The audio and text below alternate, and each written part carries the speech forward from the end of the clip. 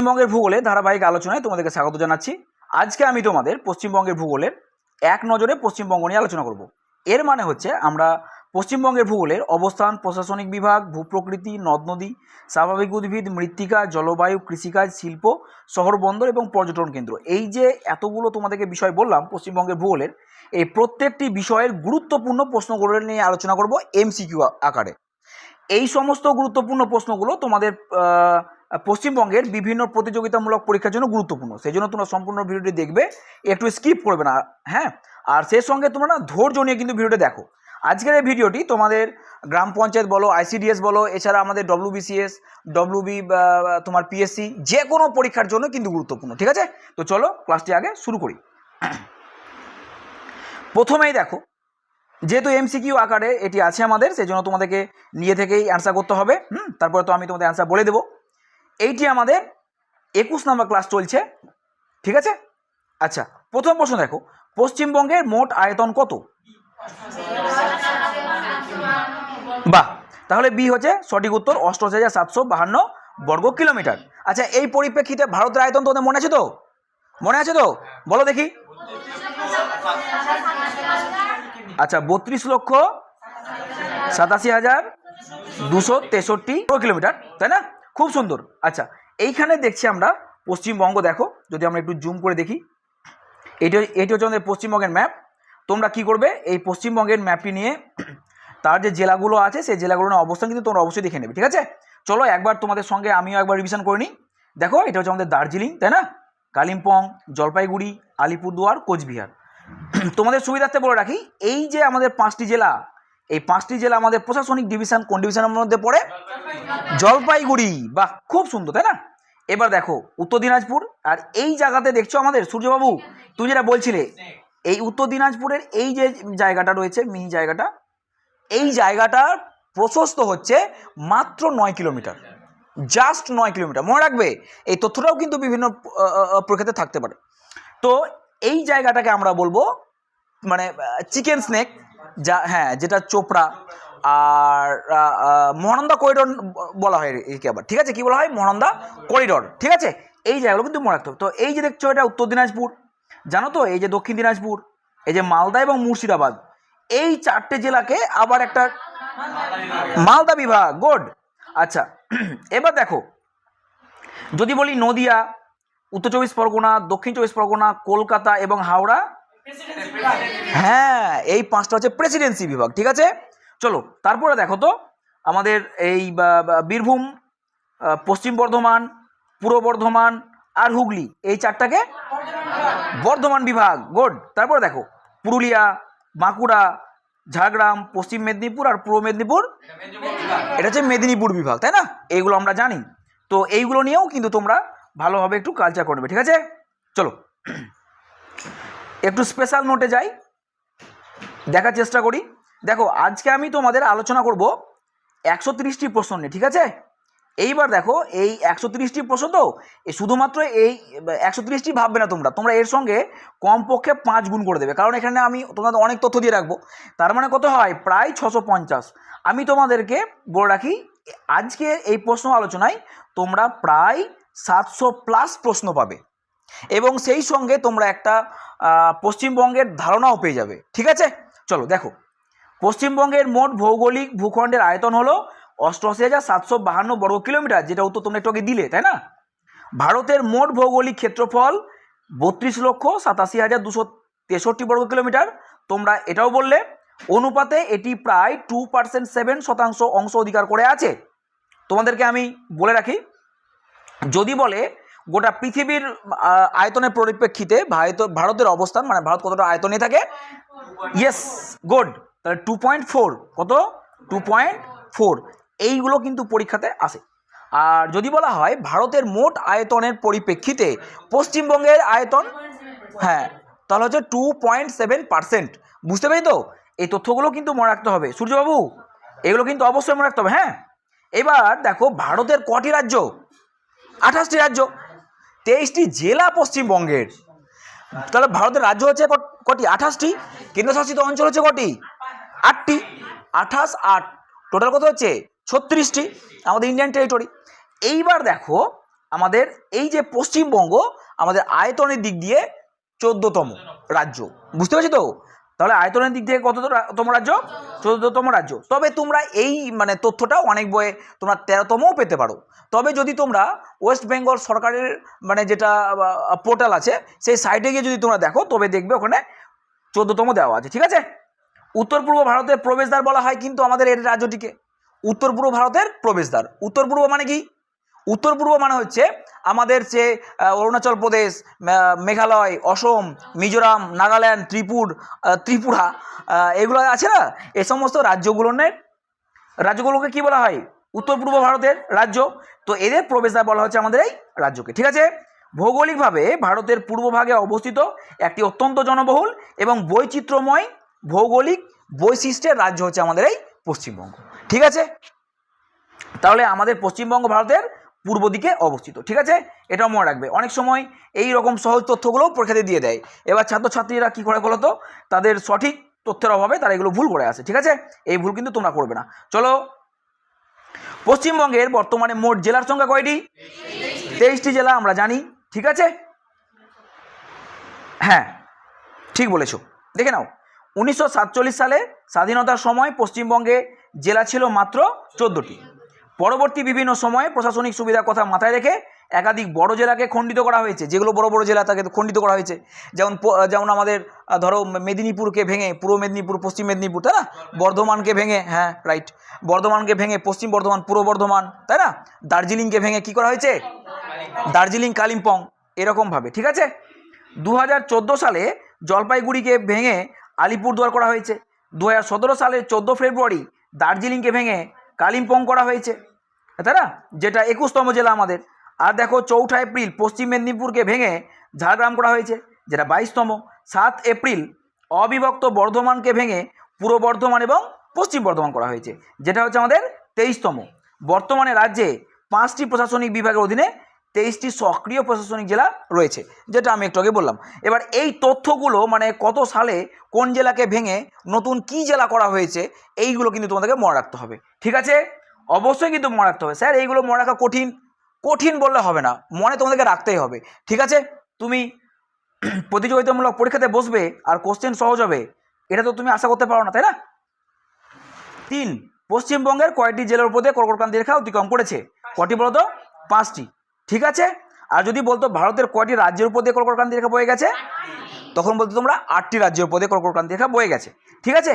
এইবার দেখো, যদি আমরা এই ছবিটির দিকে তাকাই তাহলে আমরা বুঝতে পারবো যে আমাদের পশ্চিমবঙ্গের কয়টি জেলার উপর দিয়ে গেছে এবং কোন কোন জেলার উপর দিয়ে কর্কটক্রান্তি রেখা বয়ে গেছে।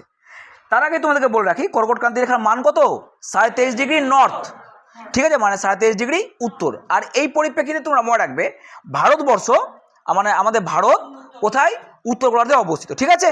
আর এইগুলো হচ্ছে আমাদের প্রধান অক্ষরেখা। প্রধান অক্ষরেখার আর কয়েকটি তোমরা নাম বলতে পারবে?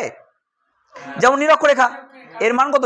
0 ডিগ্রি, তাই না? কর্কটক্রান্তি রেখা আছে, হ্যাঁ ঠিক আছে, গুড। চলো এইবার দেখে নাও, আমাদের এই যে রেখাটি তোমরা দেখতে পাচ্ছ, এই রেখাটি দেখো, এই রেখাটি ঠিক এই জায়গাটা দিয়ে গেছে আমাদের, বুঝতে পেরেছো? তো এখন দেখো কোন কোন জেলার উপর দিয়ে গেল? পুরুলিয়া গেছে, তারপর দেখো বাঁকুড়া গেছে, তাই না? পশ্চিম বর্ধমান গেছে, পূর্ব বর্ধমান গেছে এবং নদিয়া গেছে, বুঝতে পেরেছো সবাই? তাহলে দেখো, এইবার শুধুমাত্র এই জেলাগুলোর নাম মনে রাখলে চলবে না, কি মনে রাখতে হবে? এই জেলাগুলোর কোন কোন জায়গার উপর দিয়ে বয়ে গেছে, ঠিক আছে? অভিমান্যু বাবু বলো, পুরুলিয়ার কোন জায়গার উপর দিয়ে বয়ে গেছে? পুরুলিয়ার আদ্রা, ঠিক আছে? ক্লাসে মন দাও। বাঁকুড়ার বলো দেখি। বাহ, দুর্গাপুর কেন বাঁকুড়া? হ্যাঁ, তাহলে আমরা মনে রাখবো বাঁকুড়া হচ্ছে গঙ্গাজল ঘাঁটি এবং বড়জোড়া, ঠিক আছে? পশ্চিম বর্ধমানে আমরা মনে রাখবো দুর্গাপুরকে, ঠিক আছে? এবার দেখো, পূর্ব বর্ধমানে আমরা মনে রাখবো আউসগ্রাম এবং পূর্বস্থলী, রাইট? আর নদিয়া কি মনে রাখবে? কৃষ্ণনগর এবং ধুবুলিয়া, ঠিক আছে? এবার এই 5টি জেলার এই জায়গাগুলোর নামও কিন্তু আমাদেরকে মনে রাখতে হবেই, ঠিক আছে? কি বলো, মনে রাখতে পারবো তো নাকি? অবশ্যই। এইবার দেখো, যদি আমরা ভারতের কোন কোন রাজ্যের উপর দিয়ে বয়ে গেছে যদি আমরা একটু দেখি, আমি তো তোমাদেরকে আগেই বললাম ভারতের টোটাল 8টি রাজ্যের উপর দিয়ে বয়ে গেছে কর্কটক্রান্তি রেখা, অর্থাৎ 23.5 ডিগ্রি নর্থ, বুঝতে পেরেছো? এবার দেখো কোন কোন রাজ্যের উপর দিয়ে গেছে, এই যে এই রেখাটি, ঠিক আছে। তাহলে দেখো গুজরাটও বোধহয় গেছে, তাই না? রাজস্থান আছে দেখো, মধ্যপ্রদেশ আছে দেখো, ছত্তিশগড় আছে দেখো, ঝাড়খণ্ড, ওয়েস্ট বেঙ্গল, ত্রিপুরা এবং মিজোরাম। তাহলে এই 8টি রাজ্যের উপর দিয়ে বয়ে গেছে, ঠিক আছে। এগুলো মনে রাখতে হবে আমাদের। চলো আমরা স্পেশাল নোটে একটু দেখে নিই বিষয়টিকে। বিষুবরেখার উত্তরে অবস্থিত 23.5° নর্থ অক্ষরেখা অর্থাৎ কর্কটক্রান্তি রেখা পশ্চিমবঙ্গের মোট 5টি জেলা অতিক্রম করেছে। পশ্চিম থেকে পূর্বে জেলাগুলি হলো, মানে পশ্চিম থেকে পূর্বে মানে পরপর আমি দেখো সাজিয়ে দিয়েছি। পুরুলিয়ার আদ্রা, তোমরা ঠিকই বলেছিলে। বাঁকুড়ার গঙ্গাজল ঘাটি, বড়জোড়া এবং দুর্লভপুর। পশ্চিম বর্ধমানে দেখো দুর্গাপুর। পূর্ব বর্ধমানে কি আউসগ্রাম পূর্বস্থলী। নদিয়ার বলো কৃষ্ণনগর এবং ধুবুলিয়া। এই ভৌগোলিক অবস্থানের কারণেই রাজ্যের এই অঞ্চলগুলিতে গ্রীষ্মকালে চরম ভাবাপন্ন জলবায়ু পরিলক্ষিত হয়। চরম ভাবাপন্ন মানে গ্রীষ্মকালে প্রচণ্ড গরম, শীতকালে প্রচণ্ড ঠান্ডা অনুভূত হয়। বুঝতে পেরেছ? আচ্ছা, এবার দেখব আমরা উত্তর থেকে দক্ষিণে পশ্চিমবঙ্গের বিস্তার কত। বাহ, তোমরা খুব সুন্দর ভালোভাবে তোমরা প্রস্তুতি নিয়েছো আজকে দেখছি। তাহলে উত্তর থেকে দক্ষিণে পশ্চিমবঙ্গের বিস্তার হলো অপশন বি 623 কিমি, ঠিক আছে। আর এবার দেখো তোমরা এই প্রসঙ্গে একটি কথা মনে রাখো, যদি বলতো পূর্ব থেকে পশ্চিমে বিস্তার কত, তখন হতো 320 কিমি, ঠিক আছে। এটি বলা হয়েছে উত্তর থেকে দক্ষিণে বিস্তার, তখন তোমরা বলছো 623 কিমি, ঠিক আছে। So B is the right answer. এইবার দেখো উত্তর থেকে দক্ষিণ বলতে আমরা কি বুঝবো। উত্তর থেকে দক্ষিণ বলতে আমরা বুঝবো এই জায়গা থেকে, যদি আমরা ম্যাপে দেখি, চলো ম্যাপটিকে একটু বড় করি তোমাদের সামনে। আচ্ছা, এই জায়গা থেকে আমরা এই জায়গা ধরবো, ঠিক আছে। এই যে বিস্তার তোমরা দেখছো এটা হচ্ছে 623 কিলোমিটার। ক্লিয়ার? এই সমস্ত প্রশ্নগুলো আমাদের পরীক্ষকদের খুব মানে কি বলবো যে খুব মানে পছন্দের কোশ্চেন, ঠিক আছে। এগুলো কিন্তু মনে রাখতে হবে আমাদেরকে। চলো দেখে নাও। রাজ্যের ভৌগোলিক আকৃতি বেশ দীর্ঘায়িত। উত্তরে হিমালয় পর্বতমালার ফালুট, সান্দাকফু বা দার্জিলিং সীমান্ত থেকে একদম দক্ষিণে বঙ্গোপসাগরের মোহনা এবং সুন্দরবনের দ্বীপপুঞ্জ পর্যন্ত পশ্চিমবঙ্গের উত্তর দক্ষিণ বরাবর সর্বাধিক সরল রৈখিক দৈর্ঘ্য হলো প্রায় 623 কিলোমিটার। এই বিস্তারের কারণে রাজ্যটিতে একই সঙ্গে শীতল পার্বত্য জলবায়ু উত্তর দিকে, হ্যাঁ আমাদের উত্তর দিকে এত ঠান্ডা থাকে, সেজন্য বলা হচ্ছে কি যে শীতল পার্বত্য জলবায়ু এবং উষ্ণ ও আর্দ্র ক্রান্তীয় মৌসুমী জলবায়ু, এটা আমরা দেখতে পাই কোথায়, দক্ষিণ দিকে, ঠিক আছে। চলো আর না আরও অনেক কারণ আছে, হ্যাঁ সেগুলো আমরা আলোচনা করবো পশ্চিমবঙ্গের নদ নদী অধ্যায়ে, ঠিক আছে। 5 দেখো, পূর্ব থেকে পশ্চিমে পশ্চিমবঙ্গের বিস্তার কত, তোদেরকে এক্ষুনি বললাম, কত বলো, 320 কিলোমিটার, তাই না। 623 কেন, 623 হচ্ছে আমাদের উত্তর দক্ষিণে বিস্তার। এই যে দেখো ম্যাপে দেখি আমি, এই উত্তর দক্ষিণে বিস্তার হচ্ছে আমাদের 623, বুঝতে পেরেছো। এইবার পূর্ব থেকে পশ্চিমে বিস্তার বলছে কত, 320। সো 5 নাম্বার প্রশ্নটির the right answer is option number A, 320 kilometre, ঠিক আছে। এই 320 কিলোমিটারটাই হচ্ছে, দেখো দ্বীপ, এই যে আমরা দেখব পুরুলিয়া এবং আমরা দেখব এই উত্তর 24 পরগনার এই যে অংশটি, প্রসারিত অংশটি, এই অংশটি দেখব। এটি কত হলো আমাদের 320 কিলোমিটার, ঠিক আছে। 320 কিলোমিটারটা, ঠিক আছে, ক্লিয়ার। আচ্ছা, যদি আমরা স্পেশাল নোটের মাধ্যমে বিষয়টিকে দেখি, পুরুলিয়ার পশ্চিম সীমান্ত থেকে শুরু করে নদিয়া বা উত্তর 24 পরগনার পূর্ব সীমান্ত পর্যন্ত, তোমাদেরকে দেখালাম না যেটি এখান থেকে শুরু হয়েছে এবং এটি এখান থেকে, মানে মোটামুটি একটা ধরে নাও এই জায়গাগুলো, ঠিক আছে। এই জায়গাগুলো, এই জায়গাগুলো, এই জায়গাগুলো, ক্লিয়ার। এদের বিস্তার হলো 320 কিলোমিটার। কিন্তু এই রাজ্যের সর্বত্র বিস্তার কিন্তু সমান নয়। উত্তর দিনাজপুরের চোপড়া অঞ্চল, যেটা তোমাদেরকে একটু আগে দেখালাম আমি, তো সেই চোপড়া, হ্যাঁ চিকেন স্নেক, শিলিগুড়ি করিডোরও বলা হয় একে। এটি রাজ্যের মানে কি বলবো সংকীর্ণতম স্থান। এটার প্রস্থ মাত্র 9 কিলোমিটার। কত কিলোমিটার? 9 কিলোমিটার, ঠিক আছে, মনে রাখবে। হ্যাঁ চলো এবার দেখো,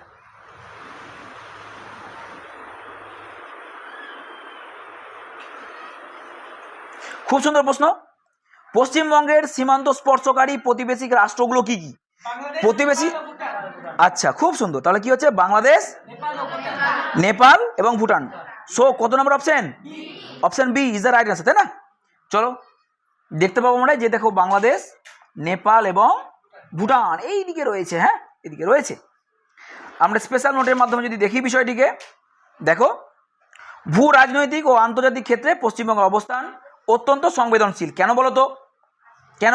দেখো রাজ্যটির সীমানা আন্তর্জাতিকভাবে 3টি সার্বভৌম রাষ্ট্রের স্পর্শ করে আছে, সেই জন্য, তাই না? একদিকে বাংলাদেশ, নেপাল, ভুটান। বাংলাদেশ দেখো পূর্ব সীমান্ত জুড়ে আছে, এটির সঙ্গে আমরা সর্বাধিক সীমানা শেয়ার করি, এই তথ্যটিও গুরুত্বপূর্ণ এবং এখান থেকেও প্রশ্ন হয়। ভুটান উত্তর পূর্ব সীমানায় অবস্থিত, নেপাল উত্তর পশ্চিম সীমানায় সিঙ্গালীলা পর্বতশ্রেণী সংলগ্নতে অবস্থিত। এটির সঙ্গে আমরা সর্বনিম্ন সীমানা শেয়ার করি। তাহলে যদি বলা হয় পশ্চিমবঙ্গ প্রতিবেশী রাষ্ট্রগুলোর মধ্যে কোন রাষ্ট্রের সঙ্গে সবচেয়ে বেশি সীমানা শেয়ার করে? বাংলাদেশ। আর সবচেয়ে কম? নেপাল। ঠিক আছে। চীন বা মায়ানমারের সঙ্গে পশ্চিমবঙ্গের কোনো প্রত্যক্ষ ভূসীমান্ত নেই, এগুলো আমাদের অন্য রাজ্যের সঙ্গে রয়েছে, পশ্চিমবঙ্গের সঙ্গে কিন্তু নেই। Clear cut? চলো দেখো পশ্চিমবঙ্গের সবচেয়ে বেশি সীমানা স্পর্শ করেছে কোন প্রতিবেশী রাষ্ট্রের সঙ্গে? তাই না? So Bangladesh is the right answer. দেখো 4096.7 কিলোমিটার দীর্ঘ ভারত বাংলাদেশ সীমান্তের ভারতের মোট 5টি রাজ্যের সঙ্গে বাংলাদেশের সীমানা রয়েছে। কোন কোন রাজ্য? পশ্চিমবঙ্গ, আসাম, মেঘালয়, মিজোরাম এবং ত্রিপুরা। যদি ছবিটিকে আমরা একটু বড় করে দেখি তাহলে আমরা বুঝতে পারবো এই বিষয়টি। দেখো এখানে বাংলাদেশ, তাই না? এবার দেখে নাও বাংলাদেশ আমাদের কোন কোন রাজ্যের সঙ্গে তাদের বর্ডার শেয়ার করেছে। ঠিক আছে, আজকে ভিডিওটি অনেকটাই বড় হয়ে যাবে, সেই জন্য আমি আর এই নিয়ে আলোচনা করছি না, তোমরা নিজেরা নিজের মতো করে দেখে নিও। ঠিক আছে, চলো এইবার তোমাদেরকে তথ্য দিয়ে রাখছি। পশ্চিমবঙ্গের সঙ্গে আছে 2216.7 কিলোমিটার, বা কোনো কোনো জায়গায় তুমি দেখবে যে 2217 কিলোমিটার। আসামের সঙ্গে দেখো 263 কিলোমিটার, মেঘালয়ের সঙ্গে 443, মিজোরামের সঙ্গে 318, ত্রিপুরার সঙ্গে 856 কিলোমিটার। ঠিক আছে, চলো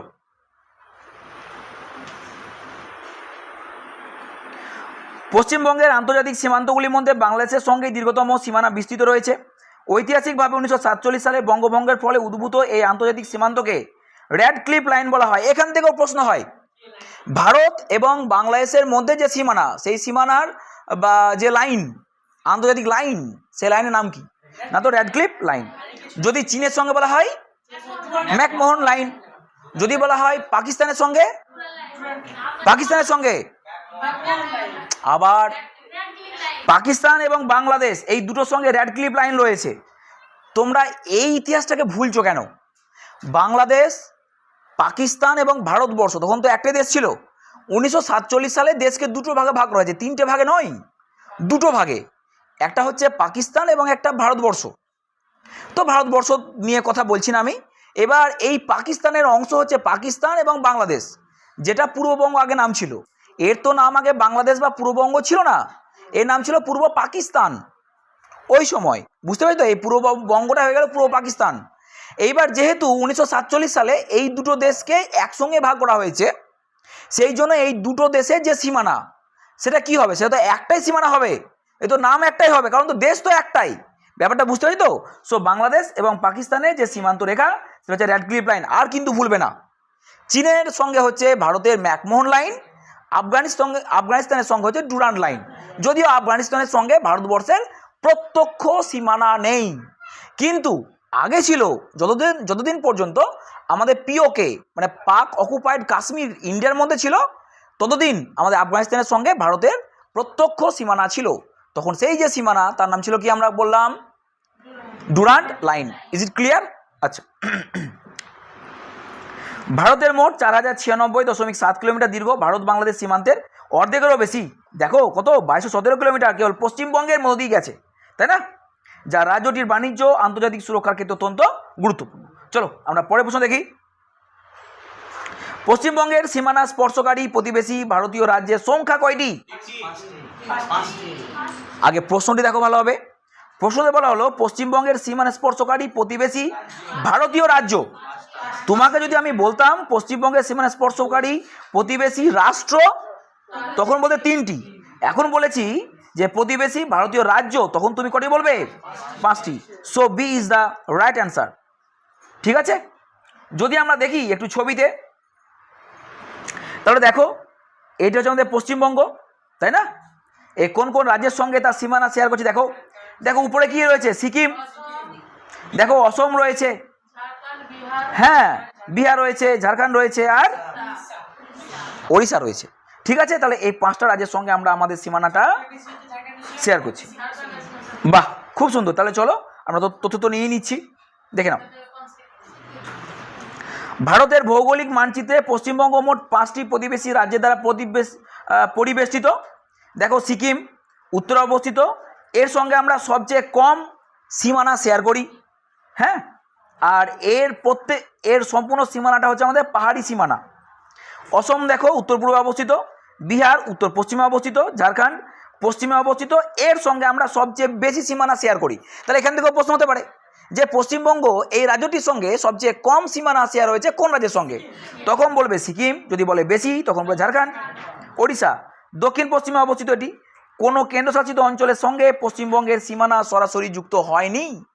এই প্রশ্নটি ঘুরিয়েও আসতে পারে যে নিম্নোক্ত কোন রাজ্যটির সঙ্গে কেন্দ্রশাসিত অঞ্চলের সরাসরি সীমানা শেয়ার হয়নি? দিয়ে দিল 3টে যাদের সঙ্গে হয়েছে, দিল 1টি পশ্চিমবঙ্গ যার সঙ্গে হয়নি। তখন তুমি কি বলবে? পশ্চিমবঙ্গ বলবে। বুঝতে পেরেছো না বুঝতে পারোনি? তারপর দেখো কোন প্রতিবেশী রাজ্যের সঙ্গে পশ্চিমবঙ্গের সীমান্ত সবচেয়ে বেশি? ঝাড়খণ্ডের সঙ্গে। So C is the right answer. আমি একটু আগেই তোমাদেরকে একবার বললাম, তাই না? আর কম সীমানা বললে সিকিম। সিকিম হচ্ছে কম আর ঝাড়খণ্ড হচ্ছে বেশি। ক্লিয়ার? দেখে নাও, ভারতীয় রাজ্যগুলির মধ্যে পশ্চিমবঙ্গের সবচেয়ে বড় দৈর্ঘ্য বা দীর্ঘতম আন্তর্জাতিক বলে তো দেশের সঙ্গে দেশে, আন্তঃরাজ্য সীমানা রয়েছে ঝাড়খণ্ডের প্রায় 500 কিলোমিটারেরও বেশি। এই সীমানাটি পশ্চিমবঙ্গের পুরুলিয়া, বাঁকুড়া, পশ্চিম বর্ধমান, ঝাড়গ্রাম, বীরভূম জেলার পশ্চিম সীমান্তকে স্পর্শ করেছে। ঠিক আছে, চলো পরের প্রশ্ন দেখো।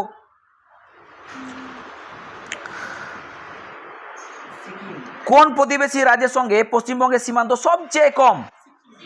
তাহলে সিকিমের। So A is the right answer, তাই না? চলো যদি আমরা দেখে নিই, তোমরা যদি এই ম্যাপটিকে দেখো তা তোমরা জুম করেও দেখতে পারো যে সিকিমের সঙ্গে আমাদের সব থেকে কম সীমানা শেয়ার হয়েছে। এবং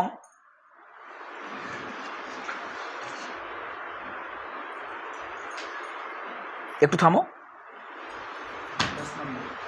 কত নম্বর ছিল? 10। আচ্ছা, এটি দেখো মাত্র এইটুকু জায়গা আমরা শেয়ার করছি। বুঝতে পেরেছো? জাস্ট এইটুকু জায়গা। চলো এবার দেখো 11, পশ্চিমবঙ্গের সঙ্গে আন্তর্জাতিক সীমান্তে দীর্ঘতম এবং ক্ষুদ্রতম সীমানা কাদের মধ্যে রয়েছে? বলো। প্রথম নেপাল, তাই না? Option A is the right answer.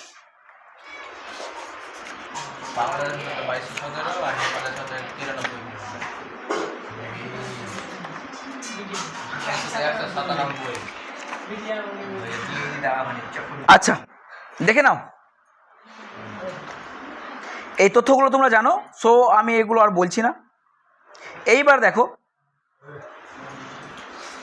Job target Bengal, এটি আমাদের টেলিগ্রাম একটি চ্যানেলও রয়েছে। তোমরা চাইলে আমাদের টেলিগ্রাম চ্যানেলের সঙ্গে যুক্ত হয়ে যাবে। আমি তোমাদেরকে বলবো অবশ্যই যে তোমরা যুক্ত হয়ে যাও। চ্যানেল লিঙ্ক আজকে ভিডিওটির এই ডেসক্রিপশন বক্সে তোমরা পেয়ে যাবে। যদি তোমরা লিঙ্কে যুক্ত হও তাহলে তোমরা কী কী সুবিধা পাবে দেখো। তোমরা বিনামূল্যে পিডিএফ পেয়ে যাবে। হ্যাঁ, তোমরা অবশ্যই আজকের এই ভিডিওটির পিডিএফ তোমরা বিনামূল্যে পেয়ে যাবে। আর পিডিএফটি আমি তোমাদের প্রিন্টেবল পিডিএফের আকারেই দিয়েছি। পিডিএফটি দেখবে যেখানে পেজ সংখ্যা খুবই কম রয়েছে এবং মানে রঙিন করে বা কালির আধিক্য এসবগুলো তুমি পাবে না। জাস্ট খুব সুন্দর সরকারি সকল চাকরি তুমি আপডেট পেয়ে যাবে, পরীক্ষার সিলেবাস, স্ট্র্যাটেজি পেয়ে যাবে, প্র্যাকটিস সেট, মডেল পেপার পেয়ে যাবে, আর গুরুত্বপূর্ণ নোটিফিকেশন তো পাচ্ছই। তো আর দেরি কিসের, তাই না? চলো তোমরা প্রত্যেকেই টেলিগ্রাম চ্যানেলের সঙ্গে যুক্ত হয়ে যাও এবং ফ্রিতে পিডিএফগুলো নিয়ে নাও, ঠিক আছে? এবং তোমাদের পড়াশোনাগুলো খুব সুন্দরভাবে শুরু করো। চলো দেখো তারপর 12, পশ্চিমবঙ্গের মোট আন্তর্জাতিক সীমান্ত কয়টি দেশের সঙ্গে যুক্ত হয়েছে? বলো পশ্চিমবঙ্গের। হ্যাঁ 3টি, অবশ্যই। তাহলে আন্তর্জাতিক সীমান্ত হচ্ছে 3টি দেশের সঙ্গে, ঠিক আছে। আচ্ছা, এবার দেখো বাংলাদেশের সঙ্গে পশ্চিমবঙ্গের আন্তর্জাতিক সীমান্ত দৈর্ঘ্য কত? Yes, 2217 kilometre. So B is the right answer. এটা আমরা জানি, আমরা একটু আগে দেখলাম, আর তথ্যটি এখন বলছি না তোমাদের। আচ্ছা, ভুটানের সঙ্গে পশ্চিমবঙ্গের সীমানা দৈর্ঘ্য কত? ঠিক করে বলো। Yes yes yes. তাহলে দেখো এখানে অপশান আছে 96, 197, 500, 320। আমরা বি অপশানকে নেব। যদিও আমাদের তথ্যে তোমাদেরকে আমি বলেছি যে পশ্চিমবঙ্গের সঙ্গে ভুটানের সীমানা শেয়ার হচ্ছে 183 কিলোমিটার। এবার দেখো এই 183 আশেপাশে যেহেতু আমাদের 197 আছে, সো আমরা এটাকে অ্যান্সার করছি এখানে। বুঝতে পেরেছো? তারপর দেখো 15 নম্বর কোশ্চেন, নেপালের সঙ্গে পশ্চিমবঙ্গের আন্তর্জাতিক সীমানার দৈর্ঘ্য কত? নেপালের সঙ্গে বলছে। হ্যাঁ, এটি হচ্ছে অপশান এ, 96 কিলোমিটার, যদিও প্রায় 97 কিলোমিটার। ঠিক আছে, তোমরা স্পেশাল নোটের মাধ্যমে এই বিষয়গুলো একটু দেখে নিও। তারপরে দেখো, হ্যাঁ তাহলে আজকে আমরা ক্লাস করছি এক নজরে পশ্চিমবঙ্গ। এখানে আমরা সম্পূর্ণ ভৌগোলিক পরিচয় পেয়ে যাবো পশ্চিমবঙ্গের। এখানে আমরা পাচ্ছি অবস্থান, প্রশাসনিক বিভাগ, ভূপ্রকৃতি, নদ নদী, স্বাভাবিক উদ্ভিদ, মৃত্তিকা, জলবায়ু, কৃষিকাজ, শিল্প, শহর ও পর্যটন কেন্দ্র। ঠিক আছে, অর্থাৎ তোমরা পশ্চিমবঙ্গের গুরুত্বপূর্ণ প্রশ্নগুলোই সবটা পেয়ে যাচ্ছ। ঠিক আছে, চলো আর দেখে নাও, আমি তোমাদের প্রতিযোগিতামূলক পরীক্ষার টিউশন পড়াই, মানে টিউশন দিয়ে থাকি। তোমরা যদি এরকম সুন্দর উপস্থাপনার মাধ্যমে নিজেদের দক্ষতাকে বাড়িয়ে নিতে চাও, তবে তোমরা আজকেই যোগাযোগ করো এই নাম্বারে। ঠিক আছে, আমি সুধীর থানার পারুলিয়াতে থাকি। বুঝতে পেরেছো? আচ্ছা, এরপরে দেখো, হ্যাঁ আমি তোমাদের যে যে বিষয়গুলো পড়াই মেনলি দেখো বাংলা, ইংরেজি, ইতিহাস, ভূগোল, রাষ্ট্রবিজ্ঞান এবং শিক্ষাবিজ্ঞান। ঠিক আছে, তারপর দেখো তোমরা আমার কাছে যদি টিউশন নাও তাহলে উপকৃত হতে পারবে কোন কোন বিষয়ে? সব ধরনের প্রতিযোগিতামূলক পরীক্ষাতে তোমরা উপকৃত হতে পারবে, যেমন WBCS, আচ্ছা WBPSC। আচ্ছা তোমরা এগুলো দেখে নাও। ঠিক আছে, আমি আর সময় নষ্ট করছি না। এবার দেখো পরে কোশ্চেন আমরা যাই। পশ্চিমবঙ্গে বর্তমানে কয়টি প্রশাসনিক বিভাগ আছে? 5টি প্রশাসনিক বিভাগ আছে। আমরা একটু আগেও আলোচনা করেছি একবার, তাই না? যদি আমরা এই ম্যাপটি নিয়ে একটু যদি দেখে নিই, তাহলে দেখো একটু ছোট্ট করে আলোচনা করে দিই। এই যে পোর্শনটি আছে একে আমরা বলছি জলপাইগুড়ি বিভাগ। এখানে আমাদের 5টি রয়েছে। তারপর দেখো এখান থেকে আমাদের এই পর্যন্ত রয়েছে মালদা বিভাগ। এখানে আমাদের 4টি জেলা রয়েছে। তারপর নদিয়া, হ্যাঁ হ্যাঁ, উত্তর 24 পরগনা, দক্ষিণ 24 পরগনা, হাওড়া এবং কলকাতা, এই যে প্রেসিডেন্সি বিভাগ, এখানে রয়েছে 5টি জেলা।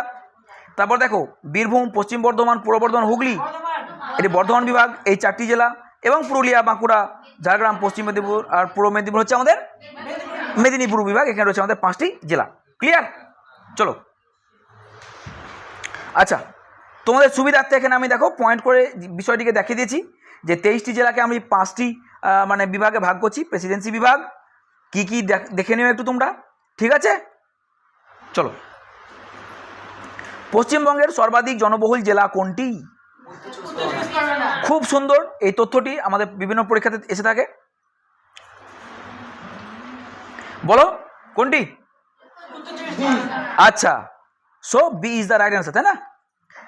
2011 সালে ভারতীয় আদমশুমারি তথ্য অনুসারে দেখে নাও প্রায় 1 কোটি জনসংখ্যা নিয়ে আমাদের উত্তর 24 পরগনা পশ্চিমবঙ্গের সবচেয়ে জনবহুল জেলা এবং সমগ্র ভারতের দ্বিতীয় জনবহুল জেলা। যদি বলা হয় পশ্চিমবঙ্গের সবচেয়ে জনবহুল জেলা উত্তর 24 পরগনা এবং ভারতের নিরিখে, সমগ্র ভারতের নিরিখে, মানে ভারতের জেলার নিরিখে এটা হচ্ছে দ্বিতীয়, দ্য সেকেন্ড লার্জেস্ট। বুঝতে পেরেছি তো, মানে আমাদের জনবহুল দিক থেকে। আর মহারাষ্ট্রের থানের পরেই, তাহলে মহারাষ্ট্রের থানে হচ্ছে ভারতবর্ষের মধ্যে প্রথম জনবহুল জেলা, দ্য সেকেন্ড, মানে দ্য সেকেন্ড তো হয় না, সেকেন্ড হচ্ছে আমাদের কি বলতো? Yes, good. আর পশ্চিমবঙ্গের মধ্যে সেটা হচ্ছে প্রথম। ক্লিয়ার? আচ্ছা, এবার দেখো আয়তনের বিচারে পশ্চিমবঙ্গের সবচেয়ে বড় জেলা কোনটি বলো? তাহলে C is the right answer এখানে, যে হ্যাঁ দক্ষিণ 24 পরগনা হচ্ছে আয়তনের বিচারে বড়। ঠিক আছে, দেখে নাও, ভূখণ্ডের মোট আয়তনের বিচারে দক্ষিণ 24 পরগনা হলো পশ্চিমবঙ্গের বৃহত্তম জেলা। জনসংখ্যার নিরিখে হচ্ছে আমাদের উত্তর 24 পরগনা, আর আয়তনের নিরিখে হচ্ছে আমাদের দক্ষিণ 24 পরগনা, যার মোট ক্ষেত্রফল 9,960 বর্গ কিলোমিটার। এই বিশাল আয়তনের পিছনে প্রধান ভূমিকা পালন করছে UNESCO world heritage site Sundarban অরণ্য এলাকা এবং বঙ্গোপসাগর অববাহিকার। আচ্ছা, আমরা সুন্দরবনের স্বীকৃতি নিয়ে একটু আলোচনা করে নিই। 1973 সালে সুন্দরবনে রয়েছে ব্যাঘ্র সংরক্ষণ প্রকল্প, 1984 সালে জাতীয় উদ্যান, 1987 সালে ইউনেস্কোর মর্যাদা পাচ্ছে, হ্যাঁ 1989 সালে বায়োস্ফিয়ার রিজার্ভের মর্যাদা পাচ্ছে, 2019-এ রামসার সাইটের মর্যাদা পাচ্ছে। ঠিক আছে, বোঝা গেল ব্যাপার। তারপর দেখো, ধৈর্য একটা বড় জিনিস, বুঝেছো আদিত্যবাবু? ক্লাসটা মন দিয়ে করো, ধৈর্য রাখো।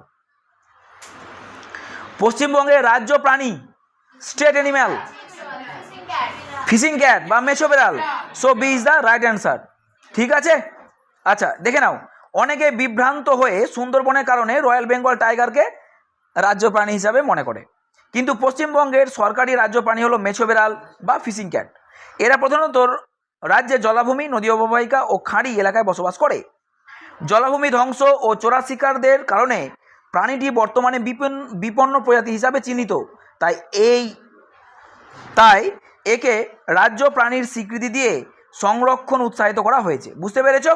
এই দিকে যদি আমরা একটু তথ্য দেখি তাহলে আমরা দেখব, দেখো মন দিয়ে, এখানে আমরা অনেকগুলো তথ্য দিয়ে দিয়েছি।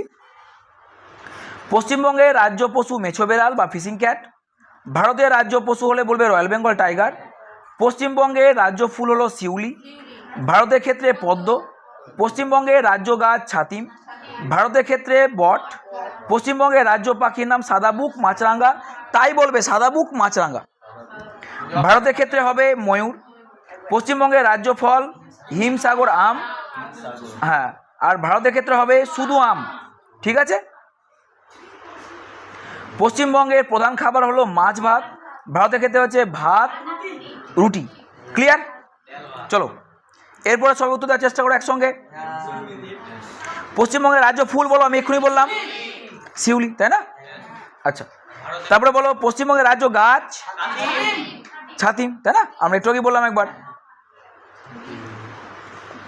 তারপরে বলো, আর যদি ভারতে হতো বট। গুড।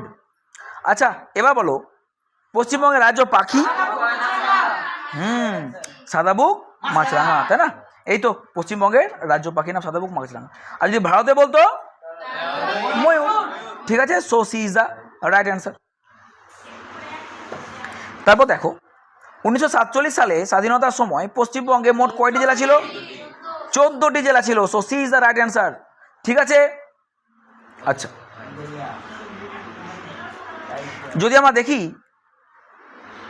1947 সালে আমাদের পশ্চিমবঙ্গের এই ম্যাপ, এবং এই ম্যাপে দেখো যেগুলো রঙিন এলাকা করে দেখানো হয়েছে, এইগুলো ছিল আমাদের সেই সময়ে রাজ্য। ঠিক আছে, তোমাদের সুবিধাতে দেখো আমি নাম্বারিং করে দিয়েছি এবং তার পাশে সেই জেলাগুলোর নামও লিখে দিয়েছি। দেখো 13 তো, তাহলে এটি হচ্ছে দার্জিলিং, 14 এটি ছিল কি জলপাইগুড়ি, দেখো 12 পশ্চিম দিনাজপুর, 11 মালদা, 10 মুর্শিদাবাদ, 9 বীরভূম, 8 বর্ধমান, তারপর দেখো 4 নদিয়া, 7 দেখে নাও বাঁকুড়া, 5 হুগলি, হ্যাঁ 6 মেদিনীপুর, 3 হচ্ছে দেখে নাও হাওড়া, 1 কলকাতা এবং 2 হচ্ছে 24 পরগনা। ঠিক আছে, তোমাদের সুবিধার্থে জানিয়ে রাখছি আমি তোমাদের তো আজকে গোটা পশ্চিমবঙ্গের উপরে 130টি সব থেকে গুরুত্বপূর্ণ এমসিকিউ নিয়ে আলোচনা করছি।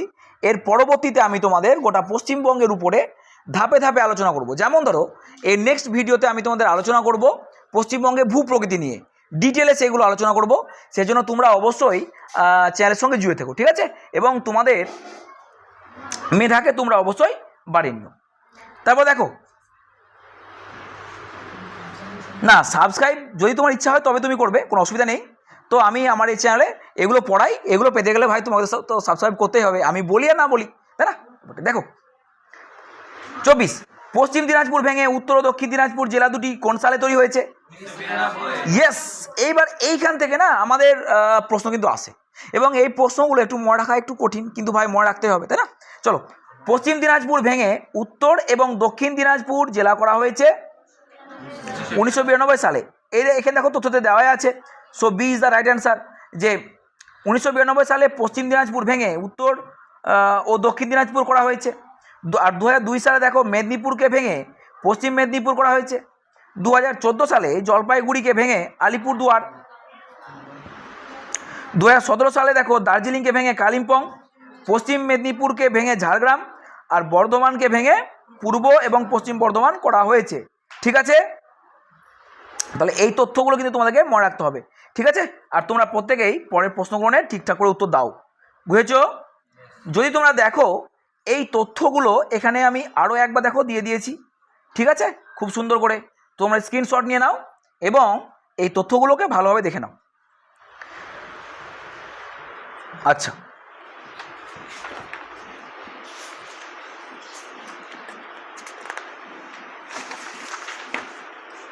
দেখো এখানে বলা হলো পশ্চিম মেদিনীপুর জেলা ভেঙে পূর্ব ও পশ্চিম মেদিনীপুর কোন সালে করা হয়েছে?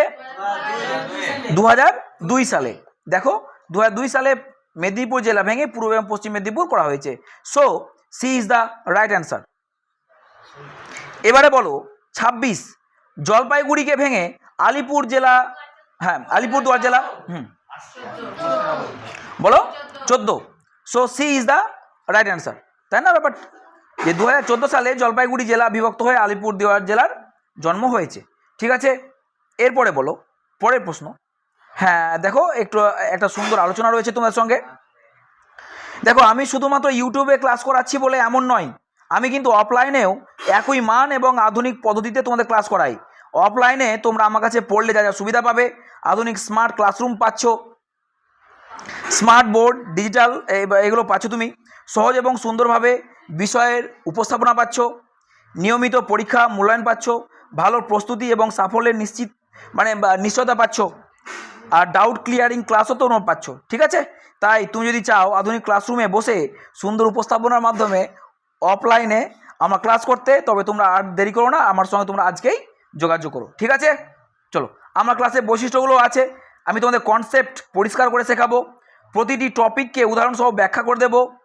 ঠিক আছে, এবং দেখো তোমাদের সঙ্গে আমি বন্ধুত্বপূর্ণ পরিবেশ তৈরি করে পড়াশোনার একটি সুন্দর আবহাওয়া তৈরি করব, এবং আমার ব্যক্তিগত নজরদারি এবং গাইডলাইনের মধ্যে তোমরা থাকবে। আর সবশেষে তোমার সাফল্যই কিন্তু আমার পরম প্রাপ্তি। ঠিক আছে, দেখে নাও পরের প্রশ্ন। দ্বীপের সবথেকে প্রিয় প্রশ্ন, দার্জিলিং জেলা থেকে কবে কালিম্পং জেলা গঠিত হয়েছে? Yes, 14 February 2017। So A is the right answer, তাই না? আচ্ছা, তারপরে বলো 28 পশ্চিম মেদিনীপুর জেলা থেকে ভেঙে ঝাড়গ্রাম কবে করা হয়েছে? তাহলে B is the right answer, তাই না? তাহলে 4 এপ্রিল 2017। ঠিক আছে,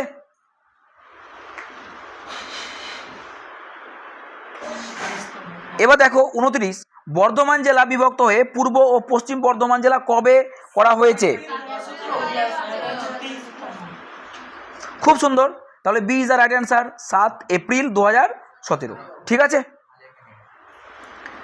পশ্চিমবঙ্গের চা চাষের সবচেয়ে আদর্শ এলাকা কোনটি?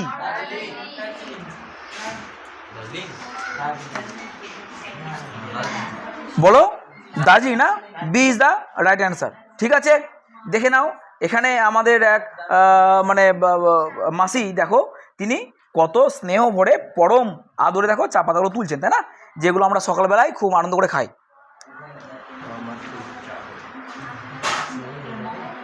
দেখো ঢালু পাহাড়ি জমি, আমলীয় মাটি, এটা মনে রাখতে হবে তোমাদের।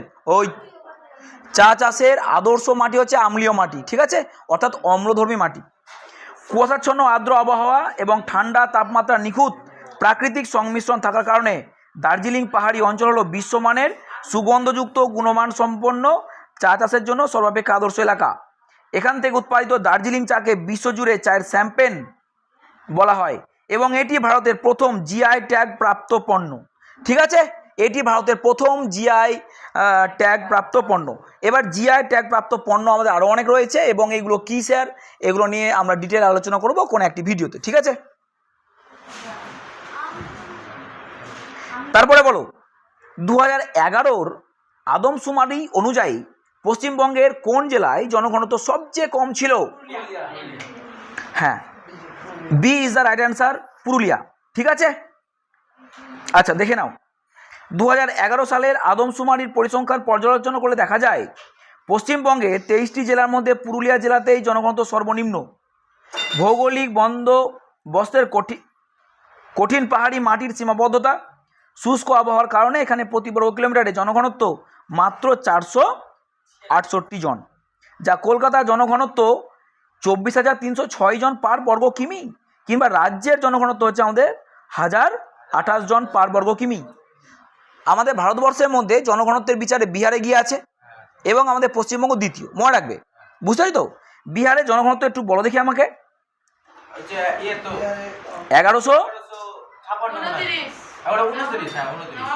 1106 বিহার 1100, আমাদের 1028 বা 1029 হচ্ছে পশ্চিমবঙ্গের জনঘনত্ব, আর বিহারের জনঘনত্ব হচ্ছে 1106, বুঝতে পেরেছো, মনে রাখতে হবে। তারপর দেখো পশ্চিমবঙ্গের নবীনতম জেলা বলো, পশ্চিম বর্ধমান। তাহলে এটি হচ্ছে আমাদের option C is the right answer, Paschim Bardhaman, ঠিক আছে। তাহলে এবার দেখো দীপ, এই বিষয়টিকে তুমি দেখে নাও, বর্ধমানকে ভেঙে পশ্চিম বর্ধমান এবং পূর্ব বর্ধমান করা হলো, কিন্তু আমাদের আগে যেটি বর্ধমান ছিল তাকে পূর্ব বর্ধমান নামে রেখে দেওয়া হলো, আর নতুন যে অংশটিকে ভাঙা হলো তাকে পশ্চিম বর্ধমান করা হলো। সো আমরা যদি এরকম প্রশ্ন আসে তাহলে আমরা বলবো পশ্চিম বর্ধমান। বিষয়টি বুঝতে পেরেছো? আচ্ছা, ইয়া এরকম ভাবে প্রশ্নটি না আছে 23তম জেলা কোনটি আসতে পারে, তাই না? বিষয়টি একই। পশ্চিমবঙ্গের কোন শহরকে সংস্কৃতির শহর বলে? কলকাতাকে বলা হয় সংস্কৃতির শহর, তাই না? আচ্ছা, তারপর দেখো কোন শহরকে সিটি অফ জয় বলবে? হ্যাঁ, option C is the right answer, কলকাতাকে আমরা বলবো সিটি অফ জয়। তারপর দেখো তোমরা এগুলো একটু দেখে নিও, স্পেশাল নোটগুলো, আমি আর বলছি না, ক্লাসটা দীর্ঘায়িত হয়ে যাচ্ছে অনেকটাই। সিটি অফ প্যালেস কাকে বলবে? Yes, B, Kolkata. তারপর দেখো কত সাল পর্যন্ত কলকাতা ভারতের রাজধানী ছিল? B is the right answer, 1911 Kolkata ছিল ভারতের রাজধানী। আচ্ছা, তোমরা যারা ভিডিওটি দেখছো তোমরা এই প্রশ্নগুলোকে পজ করে একবার তোমরা নিজেরা অ্যান্সার বলে নাও এবং তারপরে আমার সঙ্গে তোমাদের অ্যান্সারগুলো মিলিয়ে নিও, এবং তোমরা দেখো এই 130-এর মধ্যে তোমাদের স্কোর কত হচ্ছে, ঠিক আছে। এবং তোমরা প্রত্যেকে কিন্তু কমেন্টে জানিও আমাকে যে তোমাদের স্কোর কত হলো। আশা করি তোমাদের প্রত্যেকের স্কোর খুব ভালো হবে। দেখে নাও 1772 সালে ওয়ারেন হেস্টিংসের আমলে প্রথম কলকাতাকে ব্রিটিশ ভারতের আনুষ্ঠানিকভাবে রাজধানী ঘোষণা করা হয়, বিষয়টি বুঝতে হবে। হ্যাঁ, এরপর দীর্ঘ 1 শতাব্দীর বেশি সময় কলকাতা অখণ্ড ভারতের প্রশাসনিক কেন্দ্র ছিল। 1911 সালের 12 ডিসেম্বর ঐতিহাসিক দিল্লি দরবারে প্রথম জর্জ ঘোষণা করেন যে ভারতের রাজধানী কলকাতা থেকে স্থানান্তরিত করে নয়া দিল্লিতে নিয়ে যাওয়া হবে। তৎকালীন বাংলা তথা কলকাতার চলমান ব্রিটিশ বিরোধী তীব্র স্বরাজ আন্দোলন এবং বৈপ্লবিক কার্যকলাপও ছিল এর অন্যতম প্রধান কারণ। হ্যাঁ, এই জন্যই কিন্তু তারা ভয় পেয়ে গিয়ে আমাদের ভারতের রাজধানী কলকাতা থেকে দিল্লিতে তারা স্থানান্তর করলো। তারা ঘোষণা করলো 1911-তে এবং এটা কার্যকর করলো 1912-তে। এবং এই প্রসঙ্গে মনে রাখবে দিল্লিতে রাজধানী মানে প্রতিষ্ঠিত হলো, অর্থাৎ তাদের যে কাজকর্ম, অফিসিয়াল যে কাজকর্ম সেগুলো চালু হলো 1931-এ। এইগুলো তোমরা কেন ভুলে যাচ্ছ? তোমাদের তো আমি এইগুলো অফলাইন ক্লাসে ডিটেলে আলোচনা করেছি এবং কয়েকবার করে আলোচনা করেছি, ভুলে গেলে হবে এইগুলো? বলো তো তোমরা, ঠিক আছে। চলো, এসেছে অন্যতম সবথেকে গুরুত্বপূর্ণ প্রশ্ন, পশ্চিমবঙ্গের সর্বোচ্চ শৃঙ্গের নাম কি? এর উচ্চতা কত? ইয়েস, ঠিক আছে। তাহলে option B is the right answer, Sandakphu 3636 metre, ঠিক আছে। দেখো ভারতের উত্তর হিমালয় পর্বতশ্রেণীর অন্তর্গত সিঙ্গাইলা পর্বতে ভারত নেপাল সীমান্ত ঘেঁষা অবস্থিত সান্দাকফু হল পশ্চিমবঙ্গের সর্বোচ্চ শৃঙ্গ। সমুদ্র পৃষ্ঠ থেকে এর মোট উচ্চতা 3636 মিটার। বুঝতে পারছি তো? এই প্রসঙ্গে আমরা মানে ডিটেল আলোচনা করব পরবর্তী ভিডিওতে পশ্চিমবঙ্গের ভূ প্রকৃতি নিয়ে। এইবার দেখো, যদি আমরা দেখি এখানে তাকাও একটু রিজুবাবু, দেখো আমাদের সবচেয়ে উপরে কি রয়েছে? ফালুট, দেখো সান্দাকফু, তাই না? তারপর দেখো দার্জিলিং, মানে এই দার্জিলিং জেলার মধ্যে এগুলো পড়ছে, এরও মনে হবে। চলো আমি এগুলো নিয়ে পরে আলোচনা করবো তোমাদের। যদি আমি এখানেই আলোচনা করতে হয় তবে ভিডিওটি আরও অনেকটাই বড় হয়ে যাবে, ঠিক আছে? এইবার দক্ষিণবঙ্গের সর্বোচ্চ পর্বত শৃঙ্গ কোনটি? কি বললে? গোরগাবুরু, অপশন বি নাকি? হ্যাঁ, সান্দাকফু হচ্ছে আমাদের সমগ্র পশ্চিমবঙ্গের, গোরগাবুরু হচ্ছে আমাদের দক্ষিণবঙ্গের। আর যদি বলে পশ্চিমবঙ্গের দ্বিতীয় সর্বোচ্চ শৃঙ্গ,